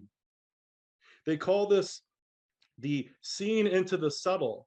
There are people with their third eye open, or people who do ayahuasca if they can't open their third eye, and they can see into the subtle planes. They'll see things that are overlaid on top of reality. When you study the Bible, you'll find out that Eden wasn't some faraway place. It was when heaven and earth were overlapped with each other. In other words, men and women could see into the spiritual until they sinned, and then they were separated from God. So the people that are able to see into these other planes of existence, they've stimulated their third eye. They do it through meditation. They do it through basically self-deprivation of different things. That's why you'll see the monks, they'll go out and they'll deprive themselves of food, or they'll deprive themselves of being in the warmth.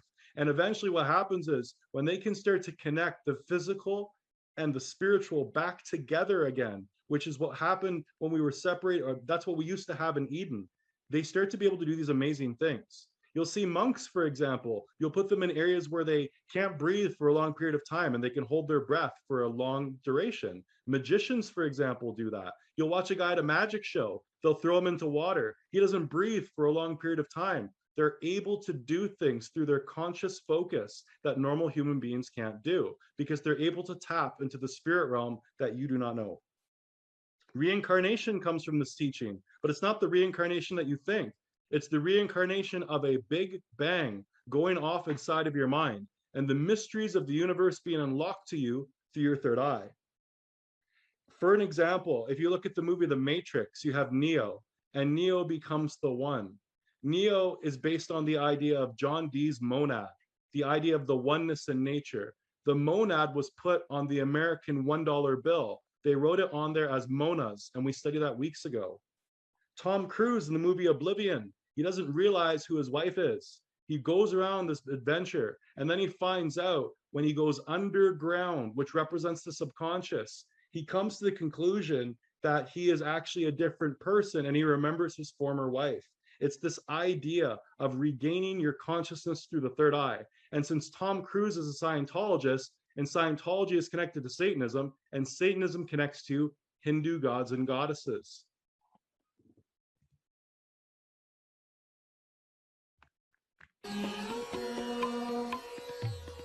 Did Maharishi personally teach you?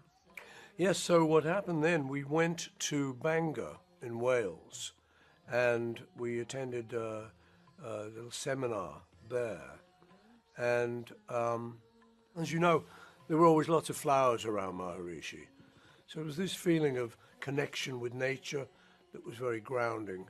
And then eventually we went out to Rishikesh with him, which Right. was more sustained. How long had you been meditating when you went to Rishikesh? I'm not sure of the exact timings because it was 40 years ago, but I would say a month or so. Did you write, how many songs did you write in Rishikesh, do you think? We wrote quite a few between us. Yeah, we had some good inspiration. Uh-huh. And you know, in the times when we weren't meditating, we had our guitars with us. Right. So we would we'd do quite a little bit of writing. It was inspirational. It wasn't all about meditation. It was just you felt good. But yeah, there were some very blissful moments. I remember one in particular when I'd been meditating for a little while and I got to a really good place. It was a great gift that Maharishi gave us. For me, it came at a time when we were looking for something to kind of stabilize us towards the end of the crazy 60s. And it's a lifelong gift. You know, it's something that you can call on at any time. And I think it's a great thing. I think it's a particularly great thing what David and the Foundation is doing, putting it in schools and allowing kids to experience something that I don't think they otherwise would have had the chance to experience. Over 40 years ago, we ended up in Rishikesh, and that's where we met. Well, it wasn't where we met, it's where we hung out with Maharishi. We'd met him a few months before in Wales. And since then, sometimes a lot and sometimes a little, I have meditated. And, you know, it's a gift he gave me, was my mantra, that's something I could use and something no one could take away. So it's one of the few things I was ever given that means that much to me. You know, you just sort of sit there and you let your mind go, whatever it's going, doesn't matter what you're thinking about, just let it go. And then you just introduce the mantra or the vibration, just to take over from the thought. You don't will it or use your willpower. If you find yourself thinking, then at the moment you realize you've been thinking about things again, then you replace that thought with the mantra again. Sometimes you can go on and you find that you haven't even had the mantra in your mind. It's just been complete blank. But when you reach that point, because it's beyond all experience, then it's down there, and that level is timeless, spaceless, so you can be there for 5 minutes and come out. You don't actually know how long you've been there. We like to do a song now which actually I wrote it in Rishikesh when we were at the ashram with Maharishi. And Maharishi would always say that he wanted everyone to be cosmically conscious. Maharishi would always say that he wanted everyone to be cosmically conscious. Cosmically conscious. Cosmically conscious. So this idea of false Christs appearing, it's starting to become a lot more obvious. Matthew 24:23. At that time, if anyone says to you, look, here is the Christ, or there he is, do not believe it. For false Christs and false prophets will appear and perform great signs and wonders that would deceive even the elect, if possible. See, I have told you in advance. This is being fulfilled by people like the Beatles still to this day. I mean, these clips are recent. You can see in the last couple of years here, they're trying to come into the schools and teach children about sitting still and visualizing. Same thing the Jesuits teach. Same thing the Masons teach. Same thing the Rosicrucians teach. Yoga is now like a studio on every block. Satan wants your children, and he wants them to believe that they are gods. If the older generation doesn't want to believe it, too bad. They can do their own thing. But the children, they're coming for the children. The serpent told Eve she was God. Through meditation, they will teach your children they are gods. Pride, it was about pride, right? The serpent, Satan fell because of pride. And pride is killing us. If the smartest beast that God ever made, remember it said the serpent was the shrewdest, the wisest beast of the field. If the smartest creature and the most subtle creature that God ever made fell because of pride, that weapon of pride is the exact same weapon he'll use against you. And what's more prideful than thinking that you're a God? This is why Christ teaches us in the New Testament, serve your fellow man, be a servant. He came to the world. He didn't just start screaming, I'm God, worship me and bow down because I'm the all-powerful, I'm the almighty. When Christ came to earth, he washed men's feet. He was a servant to man. He humbled himself. He wants you to be humble in that character, because if you're not humble, what are you? You're prideful. And if you're prideful, you're falling just like Satan fell. That's the plan. That's how you make someone get to the point where they think they're so powerful, right? They're living in their ego. Someone who lives in their ego eventually gets to the point where they think, I'm a god. Okay, so Matthew 24:23. At that time, if anyone says to you, look, here is the Christ, or there he is, do not believe it. For false Christs and false prophets will appear and perform great signs and wonders that would deceive even the elect, if that were possible. See, I have told you in advance. We saw the Rosicrucians, the Freemasons, the Jesuits. They all have this common factor, which is meditation, and meditation coming to a realization where you're divine. We talked about the movie The Matrix just briefly. If you notice, the outfit that you'll see priests wearing is very similar to what you see in the movie The Matrix, because this was an enlightened priest. Neo represented the God-man. He was a God-man in the movie.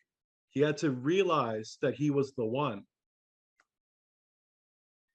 This classic scene where they all start firing at Neo and he places up his hand, it's like the hand of Fatima. It's the hand with the eye that you would normally see in the East. If you look behind his head, though, they placed a painting behind his head, and you can see the rays of light of the sun streaking directly from behind Neo's head. This is actually pointing towards the same cult that Constantine was in, the cult of Mithra. Here's an image of Mithra on the right. Look at Neo. It's the same thing. These rays coming off his head are showing the rays of illumination. It's the rays of the sun. It's the same reason that Ignatius Loyola had a sun behind his head, and why you see in all these old pictures that were drawn by these famous artists, a halo, which is actually a sun that's behind the head. They are illuminated. They have meditated, and they have come to the realization that they are divine. They have believed the lie of the serpent from Genesis 3. As a matter of fact, in the Bible, it says their consciousness has been scorched with a hot iron. Now you know what that verse is about. If you take a look, you can see here's the Statue of Liberty, and beside it, a statue of Mithra or Apollo or Sol. It's all the same God. But you can see that he's a male-female, and we know the male-female represents the Baphomet, and the Baphomet was the god of the Knights Templar. And there has been speculation that when the Knights Templar were disbanded, the Knights Templar became the Jesuit order. At least they have a very similar ideology. And you can see here that the male and the female, they both have the exact same number of rays extending from their head. So there's no question it's the same thing. And you can tell there are 7 rays, because the 7 rays are the 7 chakras, the 7 levels, the 7 areas of consciousness that they talked about when being met with the spark of the divine, the spark that exists on the inside and the spark that is on the outside. In other words, you've got the Atman on the outside, the universe, and you've got the universe within. They called it the cosmic consciousness, or they call it the cosmic Christ. And of course, the Statue of Liberty was brought to North America by a French Freemason. His name is Bartholdi. Neo is the one. Neo in the Matrix, if you watch the last Matrix, I think it was called Matrix Revolutions, he literally looks like he's on the cross. He's got like these angel kind of sun wings going on, a light that's permeating from him, and he's sitting there like he's crucified like Christ on the cross. They have a different Christ. They believe that Christ is themselves. There was another movie with the symbol of the one. It was Jet Li's The One. And if you look at the album cover, or the movie poster, you can see on Jet Li's The One, it's a circle with a vertical line, but the word one is written horizontal, which makes a circle and a cross. A circle and a cross is an old symbol for the sun. You can see here on this Rosicrucian symbol, Kabbalistic order of the rose cross. We can see a circle and a cross in between it. As a matter of fact, you can see it on an iPhone, an older one. The old menu button on the iPhone was a circle with a square in the inside. That's what the cross is. The cross represents a square. So circle square symbolism is solar symbolism. So the iPhone was actually pointing out the symbol of the sun. It's really strange to make a menu button that's intuitively not marked as menu, but instead as a circle with a square inside of it. There's the Circle Square Ranch. There's Pope Francis. Remember, Pope Francis is a Jesuit. He's the first Jesuit Pope. And you can see that Pope Francis signs his name with the circle and the cross. That's the solar cross. It's the Kabbalistic cross of the Rosicrucians and the Jesuits. They all have the same idea. The Jesuits have a vow to obey the Pope. But if the Pope is a Jesuit, maybe he should have a vow to obey the superior general. I feel like I'm still a Jesuit in terms of my spirituality, what I have in my heart. So he identifies as a Jesuit. Jesuits aren't Christians. They're mystic Christians. Their practice of spirituality is Christian mysticism. It's from Babylon. And of course, you can either come out as a false Christ, or what you're also going to learn is if you invert this alchemical process, you get an antichrist. You can have both. So when you look at the Society of Jesus or the Jesuits, you can see the solar symbol. On the right-hand side, we also have solar symbols. That circle with a cross is an old symbol for the sun. Sun cross. A sun cross, solar cross, or wheel cross is a solar symbol consisting of an equilateral cross inside of a circle. The design is frequently found in the symbolism of prehistoric cultures, particularly in the Neolithic to Bronze Age. Periods of European prehistory, the symbol's ubiquity and apparent importance in prehistoric religion has given rise to its interpretation as a solar symbol. Hence, the modern English term sun cross or Sonnenkreuz. And you can see that cruz at the end there, Rosicrucian. You can see how it has to do with the sun cross. So if you look, you can see not only is there a circle with a cross in the word Pope, and the word Pope, the letter O. O is the 15th letter of the alphabet. 1 + 5 is 6 on the Kabbalah, which is metaphysics, which is what they practice. 6 is the number for the sun. That's why you'll look and you'll find a lot of logos. Go buy something in a store and look at how often the merchants, remember Babylon had to do with the merchants. Look how often the merchandise has an O that looks different than the rest of the word. They always enhance it a little bit. Not necessarily a cross inside of it. Maybe it's bigger. Maybe they put like a light burst coming out of it. There are lots of logos where the O is accentuated.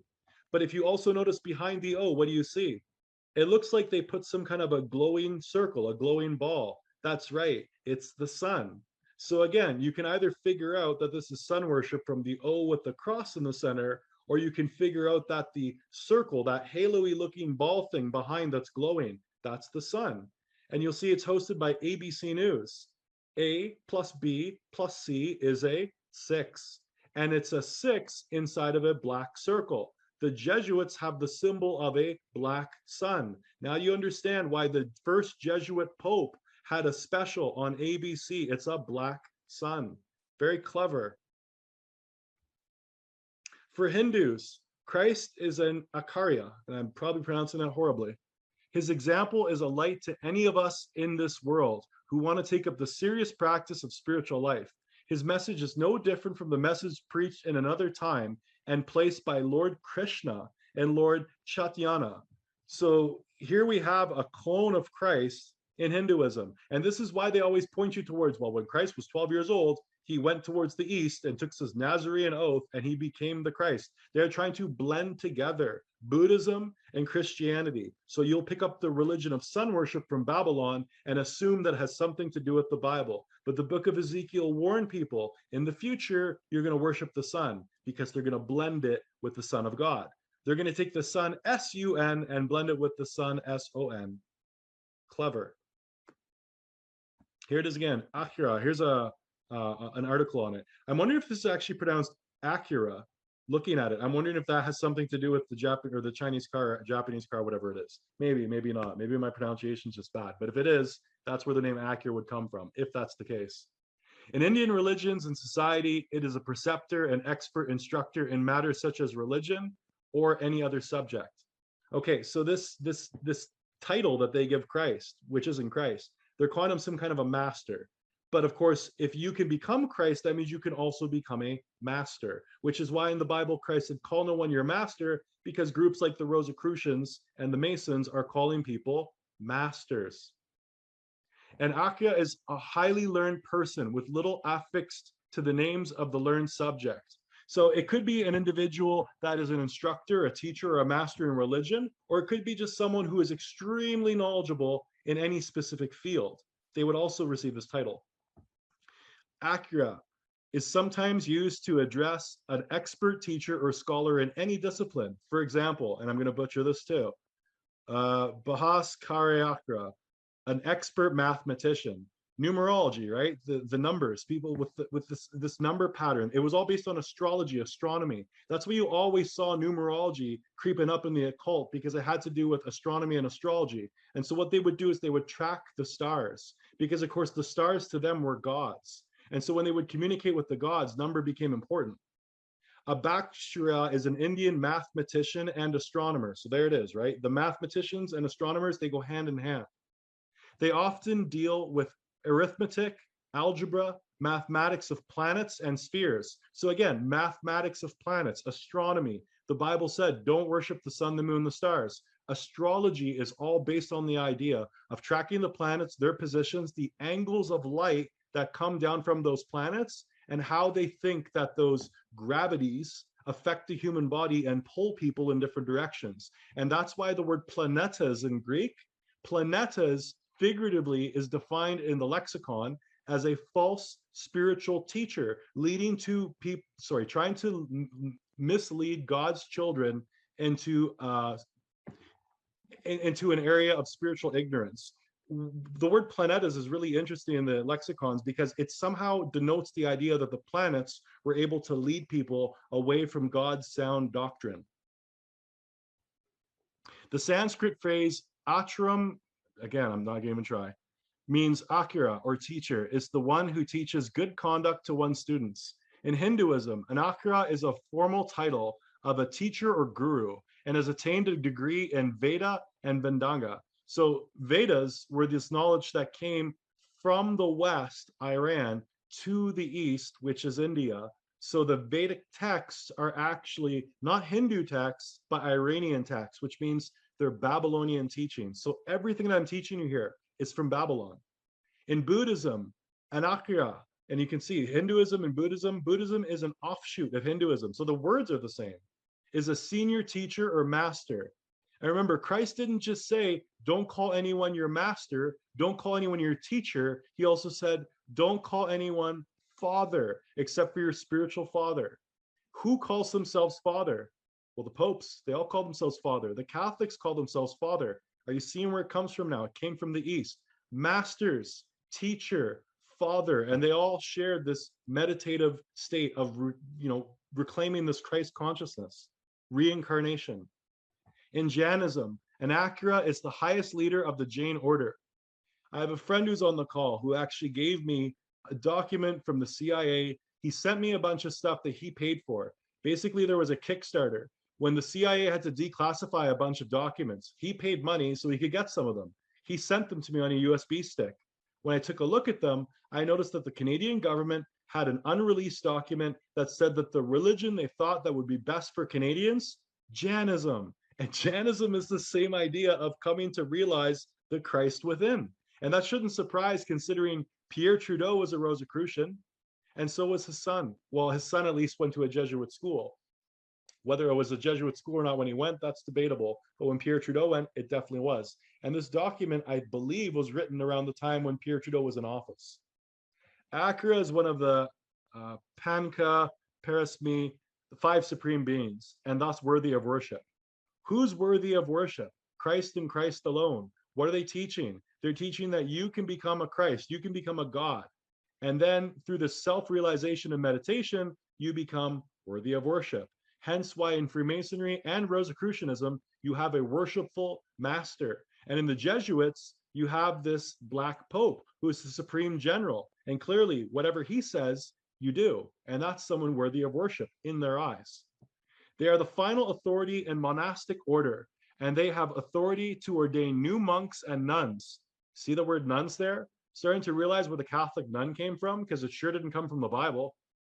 They are also authorized to consecrate new idols, although this authority is sometimes delegated to scholars designated to them. So we have idol worship here in these monastic orders that go back to the East, but we see a lot of idol worship in the Catholic Church as well. And the Jesuit leader came to this new spiritual awakening when he was in front of this idol of the Black Madonna. See how important the idols were and why God made a commandment saying, do not worship idols? Nuns existed long before the church in Jainism and Buddhism.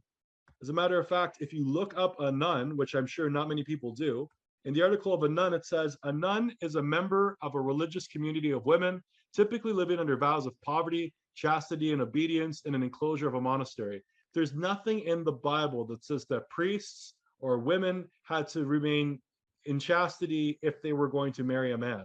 A priest, for example, doesn't marry in the Catholic Church, they remain celibate, and the nuns do the exact same thing. This is not a biblical teaching. The high priest, which was Aaron, he had a wife. And the other priests that followed him, they had wives too. So this is not biblical. This is from the East. Communities of nuns exist in numerous religious traditions. See, it's not just Catholicism, including Buddhism, Christianity, Jainism, and Taoism. So Christianity, we're talking Catholicism. When we look at the nuns in Catholicism, that's relatively new because Buddhism and Jainism and Taoism, these ideas precede it. So that means that the nuns existed first in the East before they made it to Rome. In the Buddhist tradition, female monastics are known as bhikkhuni and take several additional vows compared to the male monastics. Nuns are most common in Mahayana Buddhism, but have more recently become more prevalent in other traditions. You mean like other traditions like Roman Catholicism? You see, it came from Buddhism. Here's a book called Mystic Masonry. And the same way we see those lights that are coming off of the head of Neo, look, we see those rays coming off of this triangle, the same triangle that's on the money. And if you look in the center of the triangle, that symbol, you can see it looks like the symbol for pi and the number 3. It's the symbol for the third eye. And the symbol for the third eye comes from where? Hinduism, Buddhism, the Vedas. And this is Masonry. Of course, when we look at the very top of Masonry, the top shows the Vedas, and they're bursting out of this light. It looks like the sun that was around Neo's head. We can also see India is directly below it, and Buddhism directly below it. And look what's at the very bottom. Constantine, Christianity. And Constantine was into sun worship. So the mystics put Christianity at the very lowest of the mysteries. And the reason why was because Christianity doesn't connect to Babylon. But when they have you read the Bible in a very specific fashion, symbolically, they can get you to believe that the Bible overlaps with the mysteries that came from Buddhism, Hinduism, Babylon. They will tell you that all the religions are one. And since all is one, all the religions are one, words like Catholic start to make more sense. Catholic means universal. And of course, when we looked at this idea of the ecumenical movement, ecumenicalism has to do with the idea of a universal church, a universal faith. Inside this book, it says, a very limited knowledge of history, primitive worship, and the mysteries is necessary to enable any person to recognize in the Master Mason. Let's see what we're going to recognize. So inside of a Master Mason, and no man's supposed to be called a master, we're going to recognize Hiram, the Osiris of the Egyptians, the Mithras of the Persians, the Bacchus of the Greeks, the Attis of the Phrygians. Phrygia is mentioned in the Bible, New Testament, the magic mushroom land, of which these people celebrated the passion, death, and resurrection as Christians celebrate today of Jesus Christ. So these mystery religions had something extremely similar to the death and resurrection. But notice that it says in the Master Mason, what would you find in the Master Mason? Well, if it's Hinduism or Vedas, it must be the Atman, and the Atman must be the cosmic Christ. So you're saying that the Hiram of Freemasonry is the cosmic Christ? Yes. It's the Osiris of the Egyptian, the Mithra of the Persians. These are all the same thing. These are all solar gods. And they say that as Christians celebrate today that of Christ Jesus, they're comparing Jesus Christ to Osiris. They're comparing Jesus Christ to Bacchus. They're comparing Jesus Christ to Mithra, who was Neo from the Matrix. So Keanu Reeves was, in fact, showing himself to be Jesus Christ in the movie The Matrix. He showed himself on the cross. How much more clear could he make it? Otherwise, this is the eternal and unvarying type of all. And before I go on, I'm going to point out they have another spirit in them, and it's not the Holy Spirit. You either have the Spirit of God, or you've got something else. It's simple. You either act in the methods of the Holy Spirit, or you're following a different spirit. That's why it tells you in the Bible you have to test. We're going to take a look quickly at 2 Thessalonians because I want to connect together the false Christ and Antichrist. The secret power of lawlessness is mentioned in Thessalonians. There's a couple different translations. The other translation says the mystery of iniquity in the same verse. This is this counterfeit spirit working within these people. And it existed in Paul's time, and it exists today. Because when Paul's writing 2 Thessalonians, he's talking about the present. But we are also seeing it today, and it's getting worse. 2 Thessalonians 2:7, for the secret power of lawlessness is already at work. But the one who holds it back will continue to do so till he is taken out of the way. The secret power of lawlessness was this counterfeit spirit that was inside the body of the mystic, the Atman, the cosmic consciousness. It changes names. It has different names over time, but it's that same spirit. It is a power that resides inside the temple of God. The temple of God is the body. It's an evil spirit that's within the body.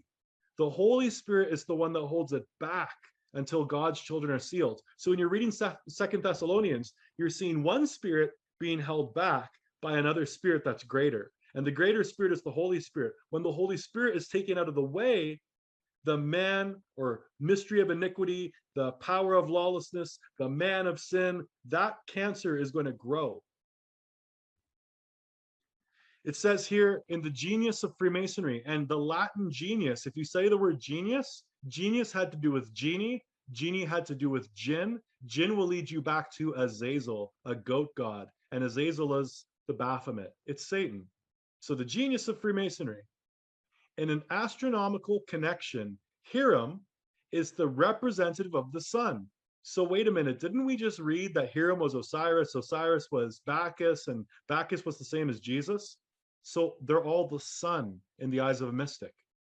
The symbol of his apparent progress, which appearing at the south gate, so to speak, is smote downward and more downward as he advances towards the west, which passing, he is immediately vanquished and put to death by darkness, represented in following the same allegory by the spirit of evil, but returning as he rises again, conqueror and resurrected. So they're using the setting of the sun and the rising of the sun and an association through an allegorical story of basically something in the Babylonian mysteries to equate the Bible to sun worship.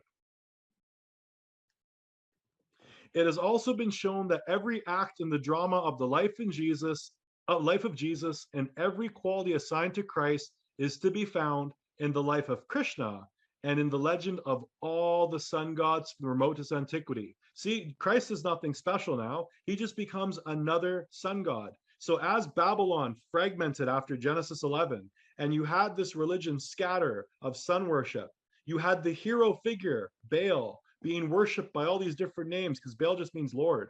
And so when you would see Baal worshipped in Greece, you might see the name Hercules, you might see the name Zeus, you might see the name Krishna. You just have different names for the sun god, which the mystics said it's all the same thing. It's a man that comes to the inner realization that they are in fact God. That's why when you look at the Kabbalah, what do you see? A serpent in this tree. Ezekiel 8:15-16, the vision of idolatry. So in Ezekiel's time, he saw what was going to happen in the future. It's happening right now. Son of man, he said to me, do you see this? Yet you will see even greater abominations than these. So this was the third abomination. This is actually Charles Dickens' A Christmas Carol. That's where the story is based on. It's based on Ezekiel 8. So the third vision, the most horrible thing that Ezekiel sees is this. So he brought me to the inner court of the house of the Lord. And there at the entrance of the temple of the Lord, between the portico and the altar, were about 25 men with their backs to the temple of the Lord and their faces towards the east. They were bowing to the east in worship of the sun. Where is God inside of the temple? In the west. Remember, the way the temple was set up, you come in through the east, and then you have the holy place, and then the holiest of holies, where the Ark of the Covenant was, with the two cherubim arced over the Ark of the Covenant, and that is where God resided amongst the people. That was in the west. Here we can see in the future, people are facing towards the east. Now remember, the Jesuits, we saw the symbol of sun worship. The Pope signs his name, Francis, with the symbol of the sun cross. Where does the Vatican face during the Catholic Mass on the sun day, which is not the Sabbath? The Vatican Mass is performed towards the east. Ezekiel 8 is true. So if we look at Freemasonry, which we notice has a lot of overlap with the Jesuits, we see a symbol of a sun inside the compass in the square. But if we look at the Society of Jesus, we also see the symbol of the sun. And remember, IHS, what does it stand for? In hoc signa. In this sign we conquer. You're conquering in the name of the sun? Are you guys worshiping the sun? I guess it does mean Isis, Horus, and Set. Isis, Horus, and Set. Because what we're talking about is we're talking about solar worship, and Horus and Osiris, even Set, those were sun gods. Horus was the horizon. Ra was the sun at noon. That's the zenith. Set was the sunset, and Osiris was the god of the underworld. Basically, you're looking at the clock and you're going 9 o'clock, 12 o'clock, 3 o'clock, 6 o'clock. You still don't think sun worship is real? How many schools did the Jesuits have? 2,500. What's their symbol? The sun. How many Masonic lodges there are? No idea. Why do they both have the symbol of the sun? And you still haven't figured out that sun worship is real. The Bible wasn't lying to you. In Ezekiel, people are worshiping the sun. They just don't know it, some of them. Some are doing it by knowingly, some have no idea. Matthew 24:23-25. Now we're going to look at the abomination of desolation. So when you see standing in the holy place, the abomination of desolation described by the prophet Daniel, let the reader understand. We're going to go look at the book of Daniel so we can understand this abomination of desolation better. Then let those who are in Judea flee to the mountains. Let no one on the housetop come to retrieve anything in his house, and let no one in the field return for his cloak. How miserable those days will be for pregnant and nursing mothers. Pray that your flight will not occur in the winter or on the Sabbath, for at that time there will be great tribulation. So we can see this abomination of desolation in the holy place. We'll look back at the prophet Daniel. We saw, though, that the tribulation was also connected to what? It was connected to the idea of false Christs, because Christ told us in the book of Matthew as well. So we can see this connection between the abomination of desolation, the great tribulation, the false Christs. These things are all happening simultaneously. Unmatched from the beginning of the world until now, and never to be seen again. If those days had not been cut short, nobody would be saved. But for the sake of the elect, those days will be cut short. So in other words, as this all starts to kick off, and we have this horrible challenge, earthquakes, famine, rumors of war, it gets so bad that no flesh on the earth would live if God didn't stop it by shortening the days. So the elect, they have to make it to the end, because I don't know if they have to make it to the end, but there has to be 12,000 from each tribe. The elect are described as 12,000 from each of the original tribes. So they actually have to go back to the bloodlines of Israel. So there's 12,000 from Gad, 12,000 from Judah, 12,000 from Simeon. The elect are blood related to people that are Israel. And this isn't the state of Israel either. That is something completely different. At this time, if anyone says to you, look, here is the Christ, there he is, do not believe it. For false Christs and false prophets will appear and perform great signs and wonders that would deceive even the elect if possible. So here we can see tribulation, false Christ, abomination of desolation. This is all occurring in a very close time period. Let's look at Daniel. In Daniel 12:9, it says, go on your way, Daniel, he replied, for the words are closed up and sealed until the time of the end. So again, we're talking about when. Must be around the tribulation, must be around the great revelation. Many will be purified, made spotless and refined, but the wicked will continue to act wickedly. None of the wicked will understand, but the wise will understand. So when we look at 2 Thessalonians, for example, when the man of sin is revealed, what do we notice when the man of sin is revealed? We notice that the people that don't understand what's going on, it's because they're perishing. The ones that are wise, what are they doing? They're purifying themselves. They're making themselves spotless. They're trying to prepare themselves for the wedding of the Lamb. They're trying to become the bride to the bridegroom. They have the wisdom to see that. These followers, these soon-to-be saints, they're trying to become the virgins that keep their candles lit in their lamps, not the ones who don't have the candles lit, or sorry, don't have oil in their lamps, my apology. So there's people that are going right now to purify themselves near the end, which we see in Daniel, and we can tell that these are soon to be the saints, whereas there's those who are perishing because they're acting wickedly and they just don't get the message. And from the time the daily sacrifice is abolished and the abomination of desolation set up, there will be 1290 days. So this isn't talking about something happening in Daniel's time. This is talking about something that's going to come. And if you look at the top of the verse, you can see it's at the end.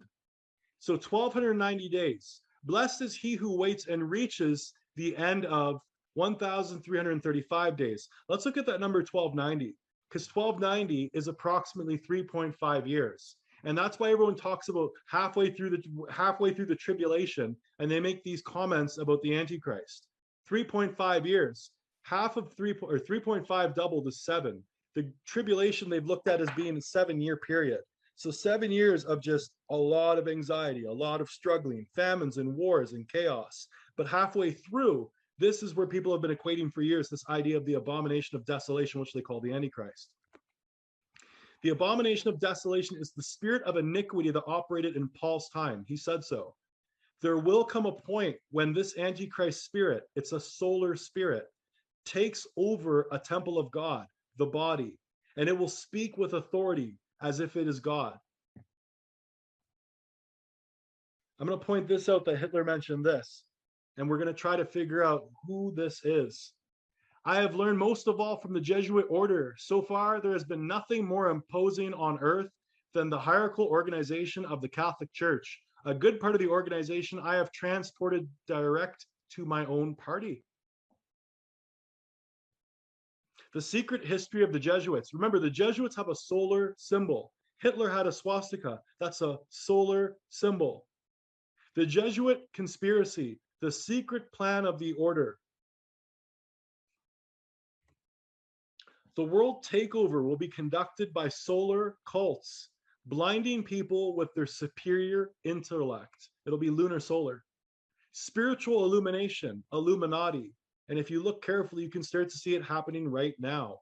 Start researching some of these people that are in power.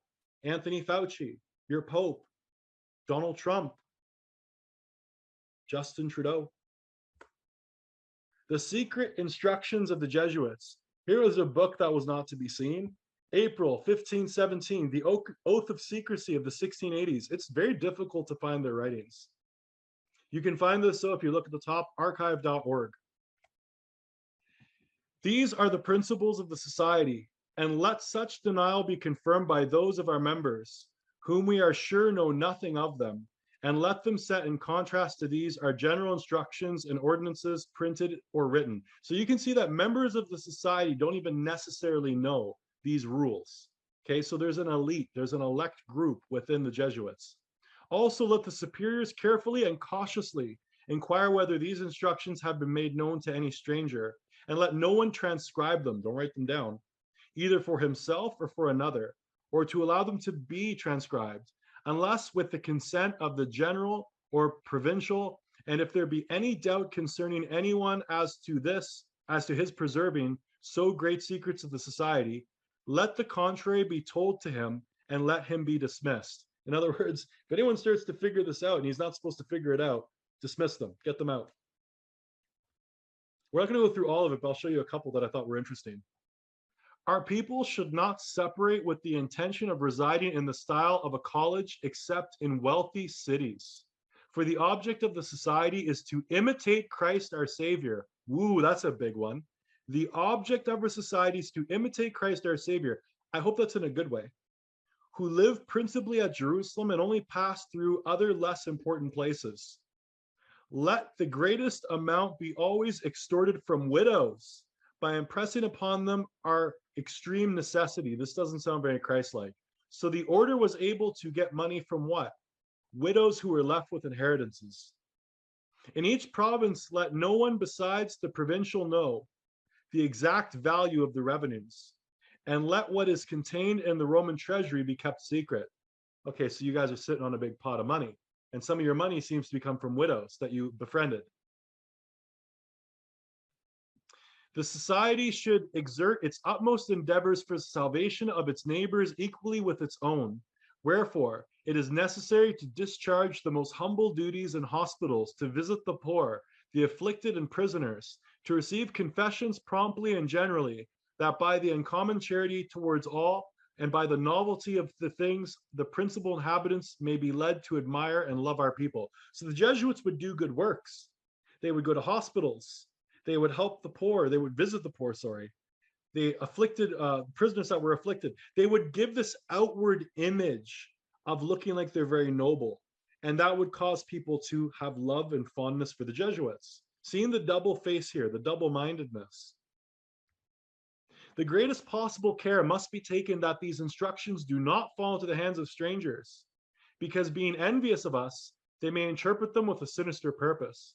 But if this should happen, which God forbid, let it be denied.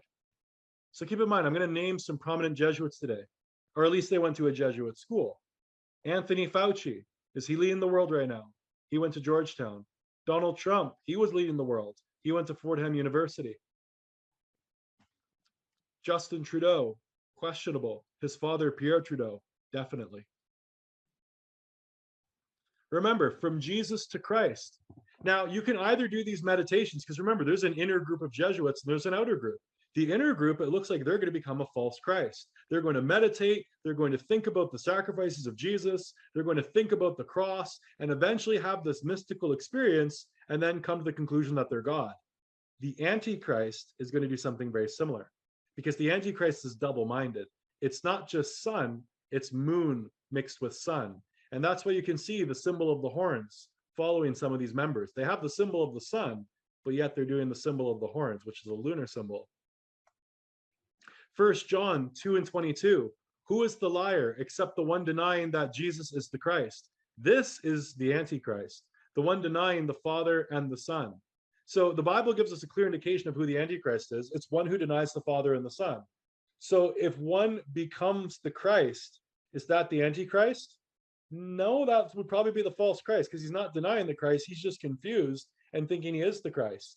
However, the ones involved in this order, and they believe that they're gods and they're doing things ungodly, that would be an Antichrist. For example, people that are double-minded like a beast, liars, right? It says right at the beginning of 1 John, who is the liar? So if I have a Jesuit and a Jesuit's lying, a Jesuit is not a false Christ now. A Jesuit now becomes an Antichrist. If I have a Mason and a Mason's not following good thought, good word, good deed, he's not a Mason. He's now becoming an Antichrist. 1 John 2:18, children, it is the last hour. Just if you have heard that the Antichrist is coming, so everyone's waiting for some one guy. They think it's eye patch. I always joke about that. So now many Antichrists have appeared. If you had your eyes open, you would see there's Antichrists everywhere. Flick on your TV, listen to them. You'll hear them. They are members of groups like Masonry. They are members of groups like the Jesuit Order. They are fighting against the false Christ. You have a war right now between Antichrist and false Christ, and they're getting you to choose between the two of them, and most people can't even see it. And they're making movies and songs, and we listen and we don't hear. This is how we know it is the last hour. John tells us we'll know it's the last hour when this chaos of the Antichrists starts picking up. So there are lots of Antichrists around now. There were Antichrists in John's time. There are a lot more Antichrists today. You might know someone in your family that's an Antichrist. Anyone who denies the Christ has that spirit of Antichrist. But these Antichrists that are awaiting the coming of this Antichrist, kind of an eye patch master, they're consciously aware of the Dark Lord. I have the wrong verse number here, but it is 1 John. And every spirit that does not confess Jesus is not from God. So if you're trying to figure out, if you're in the New Age and you think that you've figured out that Christ is some kind of a New Age Krishna, if that spirit that you're working with, that channeler, that medium, and you should have nothing to do with mediums anyway, if that spirit doesn't confess that Christ is God, you already know that you're being deceived. This is the spirit of Antichrist, which you have heard is coming and which is already in the world at this time. All these New Age masters, all these hippies, all these people that are trying to explain that aliens or angels tried to explain to me that Christ is something different than what you think, these are spirits of Antichrist. Lots of New Agers are dealing with these alien entities, which aren't even aliens, they're demons. They're the ones trying to get you to believe that Christ is something else. They are Antichrist. Spiritual wickedness in high places. Children, it is the last hour. And just if you have heard the Antichrist is coming, so many Antichrists have appeared as the last, that's how you'll know it's the last hour. So I kind of repeated that again. But again, it's the idea that you're surrounded by Antichrists. One is coming, but you're not looking for the Antichrists that are here because too many Christian churches have been taught by Jesuits. They've been taught by Masons, and they've been taught to just look for one guy to appear, and they're going to get deceived. They'll probably choose the false Christ. They'll probably choose the grand from Jesus to Christ. They'll choose a man who eventually is able to perform miracles on earth because Christ was telling you that you'll meet him in the air. You're not going to meet Christ on the ground. If you don't want to be deceived by one of the false Christs, they're going to have a great Antichrist, but they will also have a great false Christ. Maitreya, maybe that's the name they'll use. They'll have this fifth Buddha. They'll have this Mahdi that the Muslims are looking for. They will have this Christ-like figure that will be greater than all the other false Christs, and he will perform miracles. But if you know the scriptures and you know that Christ will not touch his feet on the ground, Christ will not be in a temple. As a matter of fact, Christ will not touch his feet on the soil of earth until after the millennium. So Christ will return and take his people into the air. 1,000 years will pass before he puts his feet on the ground. For those of you who don't know the scriptures, when you see someone come out of some temple and the Jews and the news, they all claim, this is him, this is the Messiah. That is the false Christ. 2 John 1:7. For many deceivers have gone out into the world, refusing to confess the coming of Jesus Christ in the flesh. Any such person is the deceiver and the Antichrist. So the ones that are telling you, no, Christ is not coming in the flesh. Who's that? An Antichrist. So what are the mystics telling you? The mystics have a very different idea on who Christ is. Look what it says. A very limited knowledge of history of primitive worship and mysteries is necessary to enable any person to recognize in the master mason, Hiram, Osiris, Mithra, Bacchus, Attis, of which these people celebrated the passion, death, and resurrections as Christians celebrate today that of Jesus Christ. Vatican assassins, Jesuits, and the New World Order. When people say the New World Order, they don't even understand where it's coming from, or at least who's involved with it. The New World Order has a lot to do with communism, Freemasonry, Jesuitism, and this is the dark side of the sun, the dark side of the order. The irony, though, is it's not the dark side of the sun, it's the light side of the sun. Their symbol is the dark sun, but the ones that blind you with their intelligence, you get blinded by the light, that's the sun. If you look at the Jesuit logo, we see a cauldron or a kettle or a cooking pot. I'll go with cauldron. And you know why it's a cauldron? Because witches and sorcerers have cauldrons. We've got two wolves, and then there's a sun in the center. The Bible talks about wolves. If you look here, here's a cauldron with two wolves on each side. It's a kid's cartoon, but look what's happening. That sheep is about to get fleeced. Matthew 10:16, behold, I am sending you out like sheep among wolves. Therefore be shrewd as snakes and innocent as doves.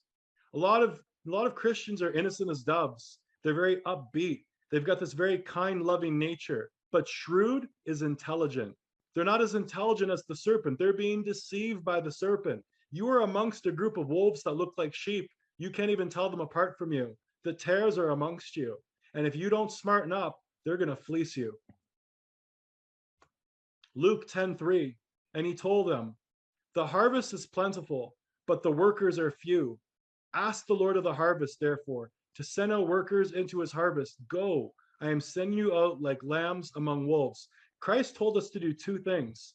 He says, well, more than that, but he said, if you love me, do these two things. If you love me, keep my commandments. That's one thing he said. If you love me, feed my sheep. We need more people to feed the sheep. There's a harvest. The harvest is plentiful, but there's weeds, and then there's the fruit, right? The wheat. So we've got the wheat and the tares. We see the parable in Matthew.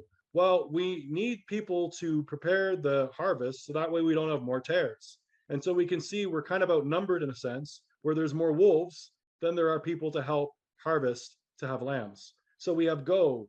I am sending you out like lambs among wolves. I kind of gibber that up, but I hope you get what I'm trying to say here. We don't have many workers to help the harvest. We have a lot of people that are basically identifying as Christians, but they're not really living as Christians. They're not keeping the law. They think it's been done away with. And they're not feeding the other sheep, or they're not necessarily testifying when they need to that Christ is the Lord, which is something we need to do. We need to help wake people up. We need to help get people becoming a wheat as opposed to a tare, because right now we have a lot of people that act like the Church of Laodicea. They're on the fence. They're waiting for things to get bad before they start to react. And if they wait too long, they're going to find that this situation will overwhelm them. When the wolves close in, they'll freak out and they won't be able to handle all this trauma of the tribulation. They'll just throw in the towel. John 10:12, but he is an hireling and not the shepherd, whose own sheep are not, seeth the wolf coming, and leaveth the sheep and fleeth. And the wolf catcheth them and scattereth the sheep. We've got the false shepherd, and we've got the shepherd. Now, Christ is the real shepherd, but this other shepherd that's being spoken about here, if we have people that think they are Christ, right? The Hindus and the Vedas and all the stuff coming from these, if they think they are Christ, they are trying to shepherd you towards the new age. But when they see the wolf coming, when they see the ones that are evil, they see them come, what are they going to do? They're going to meditate their way out of here. They're not going to die when the wolves close in. They're going to leave the sheep that haven't figured out that they're Christ yet, and they're just going to leave them behind. This is referring to Zechariah 11:17. That's what John was referencing. Woe to the worthless shepherd who deserts the flock. May the sword strike his arm and his right eye. May his arm be completely withered, his right eye totally blinded. The right eye is associated to the sun. So we have some shepherds that aren't good shepherds, because what did David do? When David had his sheep and he had wild animals like lions coming to attack the sheep, he fended off the wild animals and he protected his sheep. The false shepherd, the worthless shepherd, the false Christ, when the going gets tough, they're going to get going. They're going to meditate. They've already figured out how to meditate and leave their body. So if their body gets destroyed, they're not going to care, because of course they won't be in it. The rest of you who don't know how to meditate and leave your body, when they come and they pillage, and they come for the saints and come for their heads, and they cause famine and war and plague, you got to sit here and you have to deal with it. There's two sons. In Egypt, you had Horus and you had Set. Horus was the horizon, the new sun rising. Set was the sunset. He was like Satan, darkness. One son will leave the sheep pretending to be God, and the other will ravage the sheep as if they were gods. False Christ, Antichrist. The Jesuits of Rome orchestrated all the wars. 50 years in the Church of Rome by Charles Chiniquy. The Jesuits are a military organization, not a religious order. Their chief is the general of an army, not the mere father abbot of a monastery. And the aim of this organization is power. Power in the most despotic exercise, absolute power, universal power, power to control the world by volition, will of a single man. So I would suspect that if you have an Antichrist figure that's coming, and they're going to control the world with a single man, this might be the organization you would look towards if you're trying to figure out the Antichrist character. Because it's not going to be a baby like you watch in some of these movies like The Omen or Prophecy, where this Damien, right, this child that basically is this evil child, that's symbol. We're dealing with a spirit that's inside of a person. So likely this eye patch Antichrist character will just be a grown man, who, when the time is right, this spirit of Antichrist will enter them, and they will be greater than all the Antichrists that are before them and exist as contemporaries of their time. Jesuitism is the most absolute of despotisms, dictatorship, and at the same time, the greatest and most enormous of abuses. The general of the Jesuits insists on being master, sovereign over the sovereign. Are you starting to see that it's quite likely someday it could be a Jesuit, whether it's the Black Pope or, I mean, the Jesuit Black Pope is the supreme general, so that's who I would kind of expect to be leading in the end here.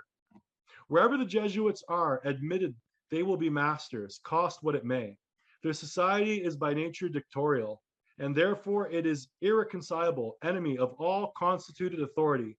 Every act, every crime, however atrocious, is a meritorious work, if committed for the interest of the Society of the Jesuits, or by the order of its general.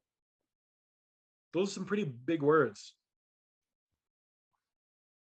You can find more wolves in sheep's clothing because it looks like they've got little satellites all over the place. The Fabian Society, lots of people have talked about the Fabian Society.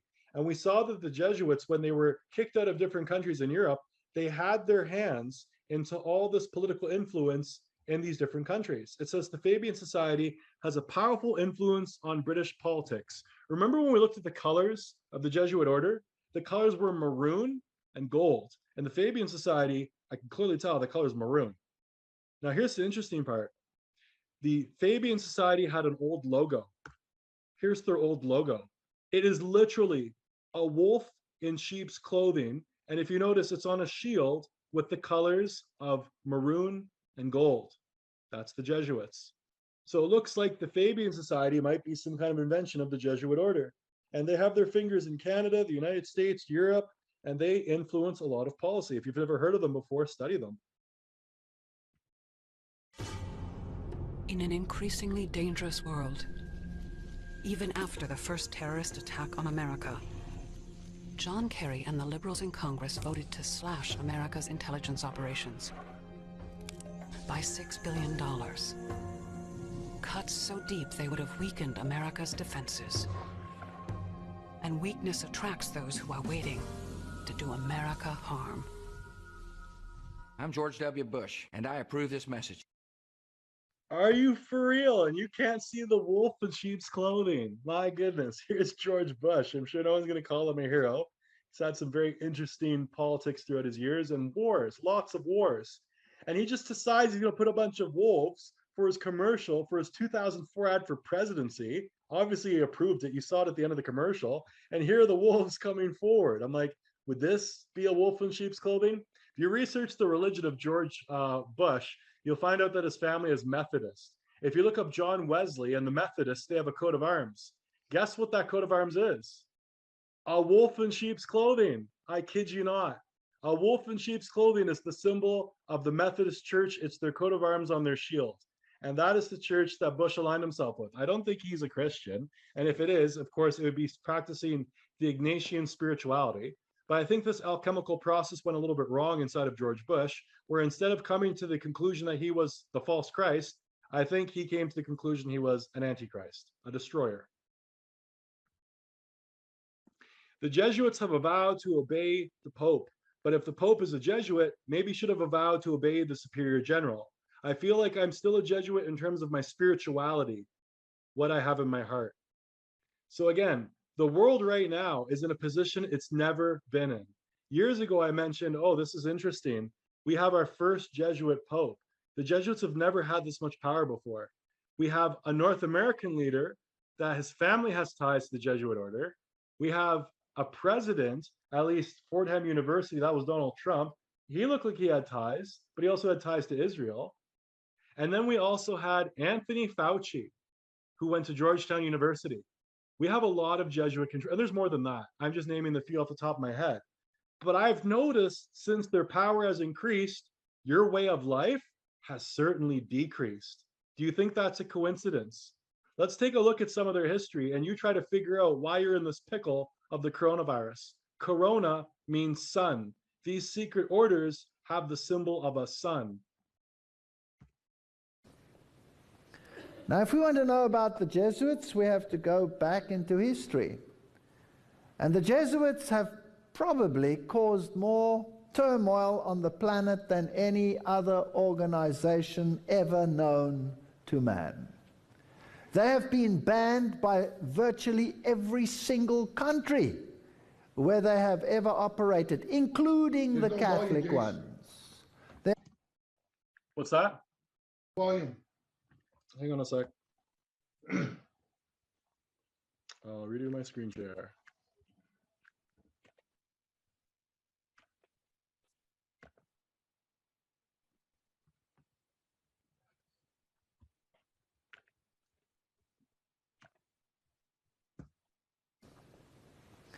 Now, if we want to know about the Jesuits, we have to go back into history. And the Jesuits have probably caused more turmoil on the planet than any other organization ever known to man. They have been banned by virtually every single country where they have ever operated, including the Catholic ones. There are very few that didn't ban the Jesuits. And they would always come back and pick up the pieces of a country that lay destroyed and writhing after they dared to cross this organization. The Jesuits, throughout Christendom, Protestantism was menaced by formidable foes. I'm going to read you quite a few quotes tonight. The first triumphs of the Reformation past, Rome summoned new forces hoping to accomplish its destruction. At this time, the order of the Jesuits was created the most cruel, unscrupulous, and powerful of all the champions of popery. Cut off from earthly ties and human interests, dead to the claims of natural affection, reason and conscience wholly silenced, they knew no rule, no tie, but that of their order, and no duty but to extend its power. The gospel of Christ had enabled its adherents to meet danger and endure suffering, undismayed by cold, hunger, toil, and poverty, to uphold the banner of truth in the faith of the rack, the dungeon, the stake.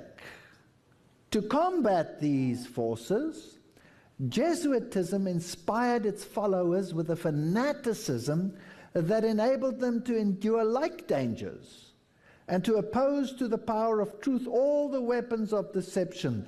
There was no crime too great for them to commit, no deception too base for them to practice, no disguise too difficult for them to assume.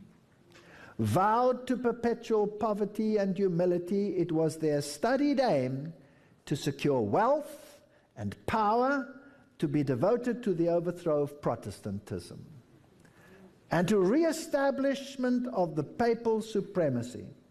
When appearing as members of their order, they wore the garb of sanctity, visiting prisons, hospitals, ministering to the sick and the poor, professing to have renounced the world and bearing the sacred name of Jesus, who went about doing good. But under this blameless exterior, the most criminal and deadly purposes were often concealed. It was a fundamental principle of the order that the end justifies the means. By this code, lying, theft, perjury, assassination were not only pardonable but commendable. When they served the interests of the church, under various disguises, the Jesuits worked their way into offices of state, climbing up to be counselors of kings and shaping the policies of nations. This comes from that classic Great Controversy. And history has borne it out. Here is a quote from 1816 of John Adams writing to President Jefferson, and he says, "Shall we not have regular swarms of them here, in as many disguises as only a king of the gypsies can assume? Dressed as painters, publishers, writers, and schoolmasters, if ever there was a body of men who merited eternal damnation on earth and in hell, it is this society of Loyolas." That's pretty straight, isn't it? This is history. This is history, and you can check the line through history and see the blood that flowed. And who was always behind it? The Jesuits. I'm going to show you another clip of the Jesuits, just a couple quotes, and then we'll finish with a prayer. Least suspicion of our intending to usurp the prince's authority. Putting aside all private judgment, we should always be ready to accept this principle. I will believe that the white I see is black, if the hierarchical church so defines it. Princes and persons of distinction everywhere must, by all means, be so managed that we may have their ear, and that will easily secure their hearts, by which way of proceeding all persons will become our creatures, and no one will dare to give the society the least disquiet or opposition.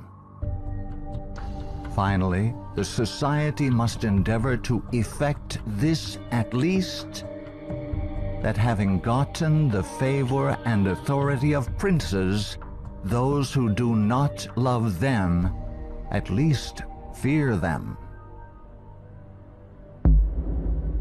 Paolo Sarpi, 1552 to 1623, a Venetian patriot, scholar, scientist, and church reformer. They are a public plague, and the plague of the world. From the Jesuit colleges there never is sent a pupil obedient to his father, devoted to his country, loyal to his prince. Every species of vice finds its patronage in them. There is no perjury, nor sacrilege, nor parricide, nor incest, nor rapine, nor fraud, nor treason, which cannot be masked as meritorious beneath the mantle of their dispensation. Muccio Vitelleschi, 1562 to 1645, 6th Superior General of the Society of Jesus.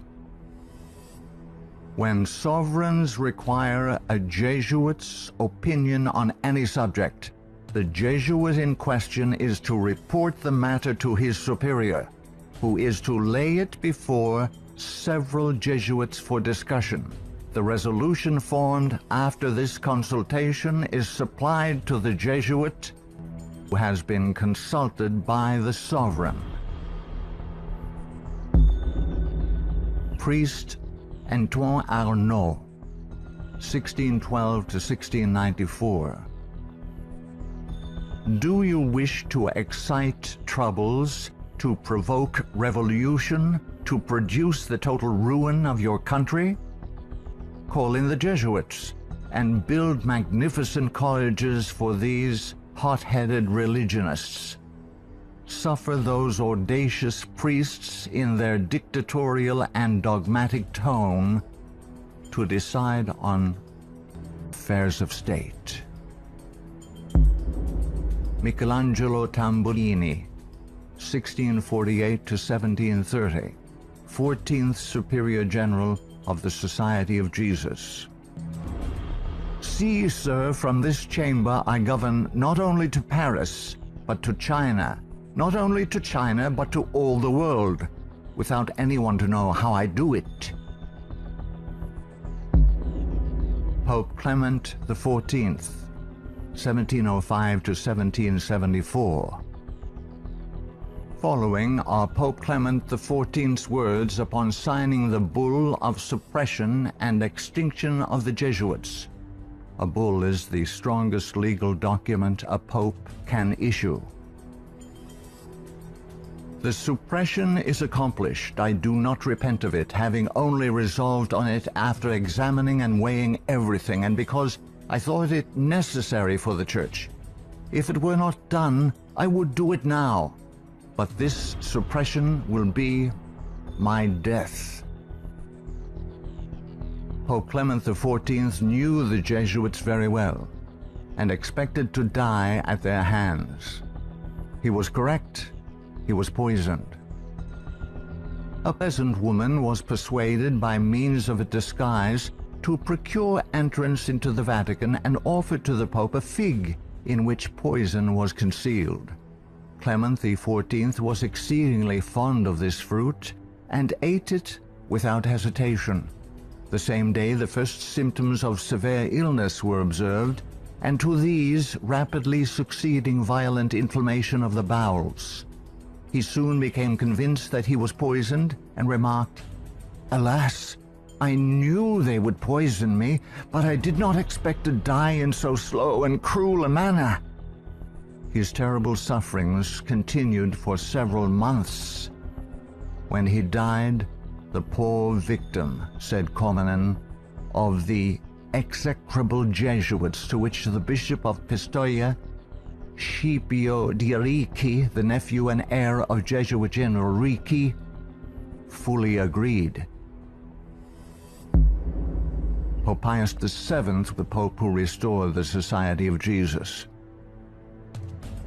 Soon after Pope Pius VII was released from Napoleon's prison in 1814, he quickly restored the Society of Jesus with the papal bull Sollicitudo Omnium Ecclesiarum.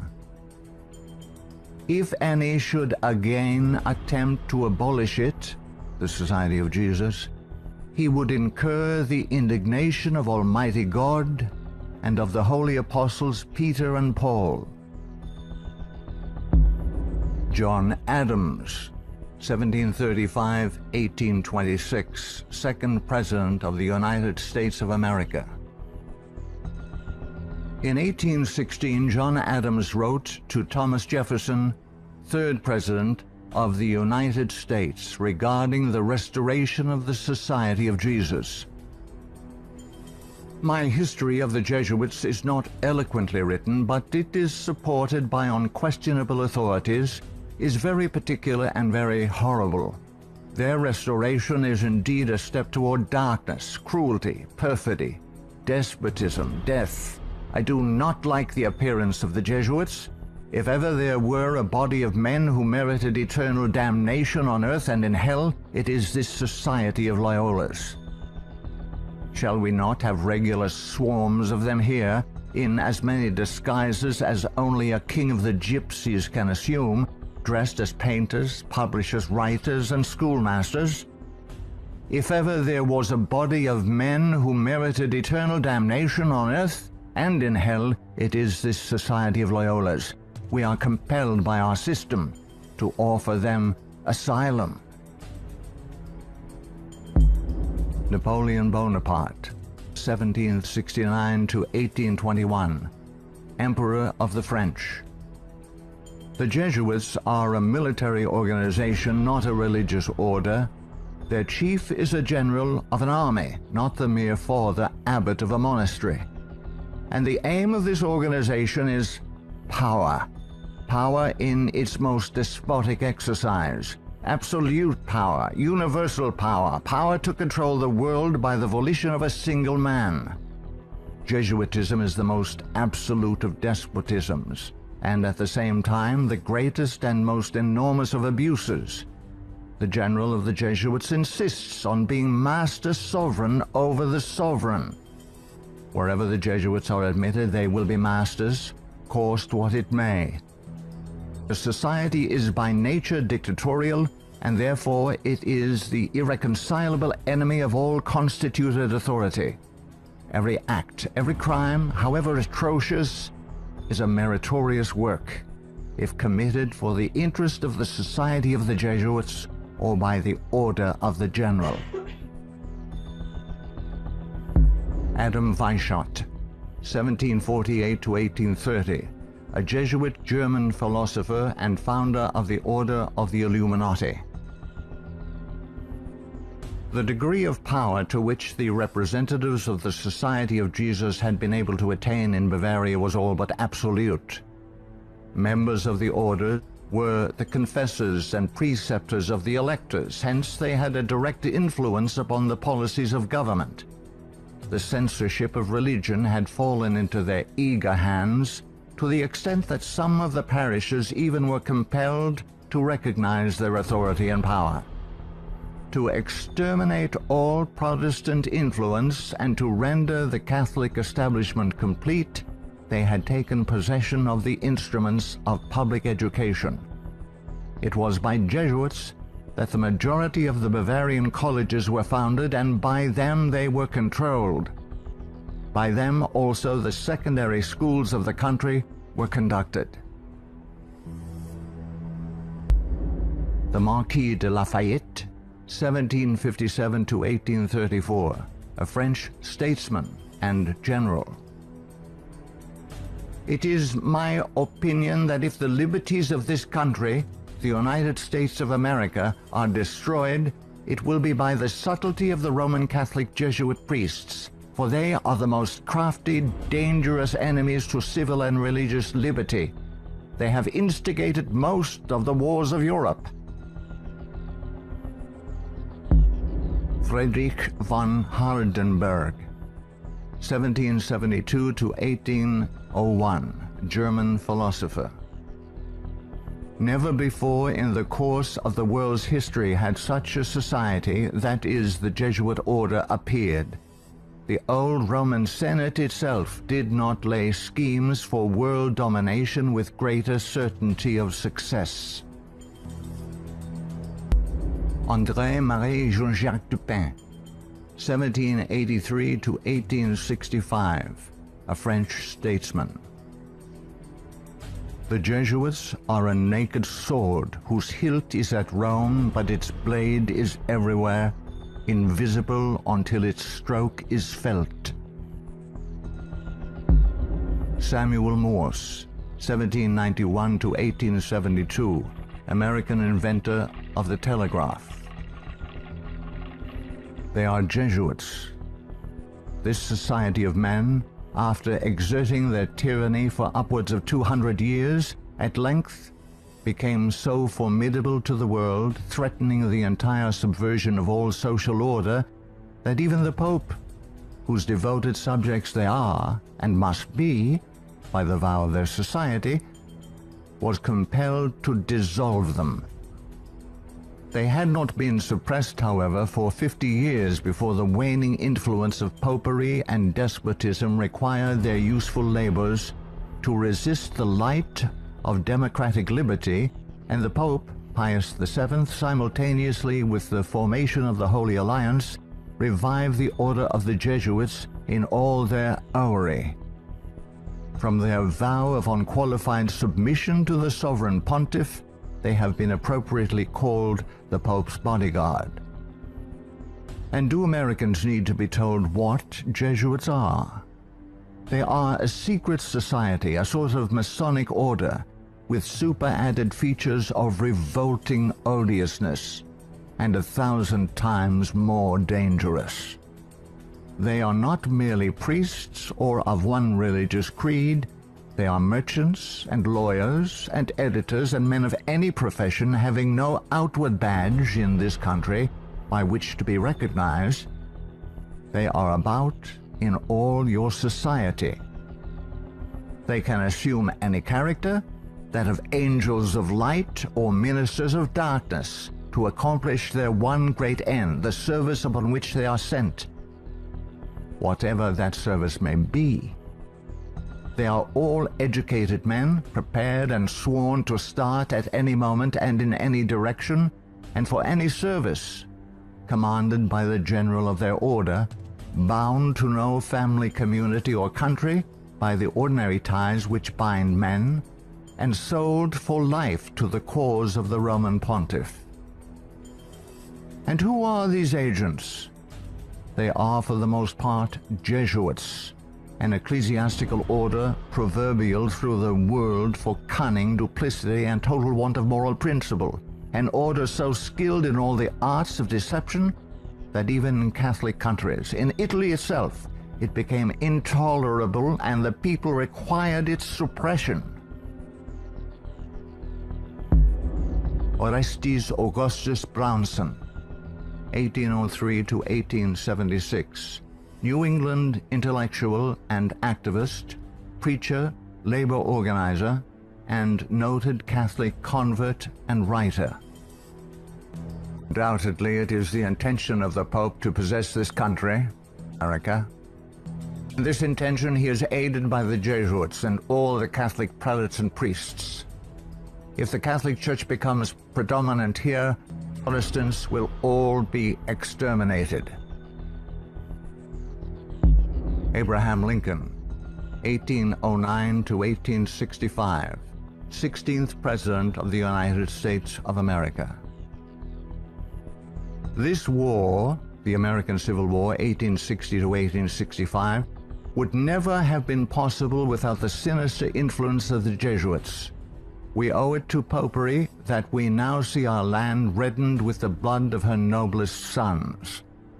Though there were great differences of opinion between the South and North on the question of slavery, neither Jeff Davis nor any one of the leading men of the Confederacy would have dared to attack the North had they not relied on the promise of the Jesuits that under the mask of democracy, the money and the arms of the Roman Catholics, even the arms of France, were at their disposal if they would attack us.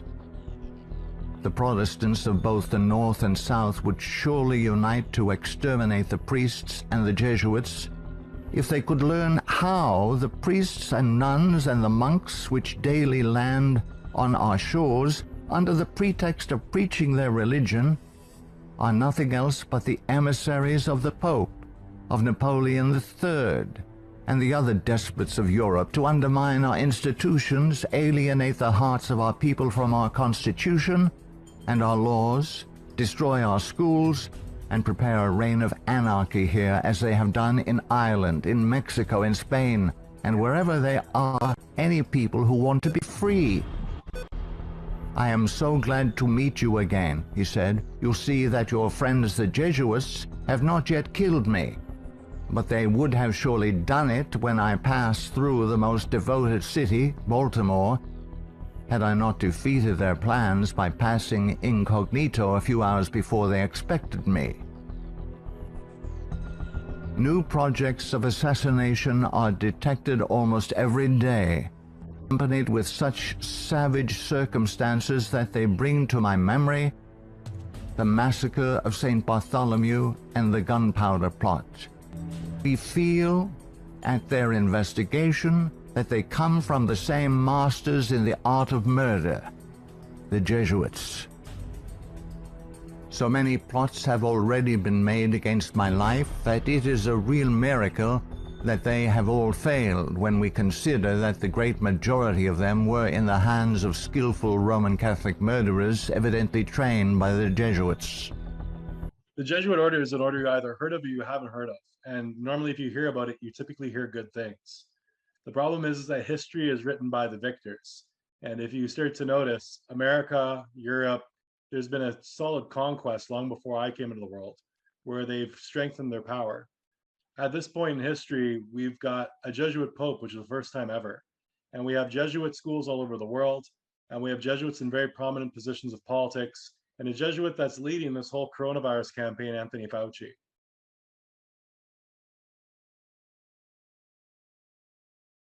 For our struggle is not against flesh and blood, but against the rulers, against the authorities, against the powers of the dark world, and against the spiritual forces of evil in the heavenly realms. Brothers and sisters, the sword is coming. Put on the full armor of God, so that you can take your stand against the devil's schemes.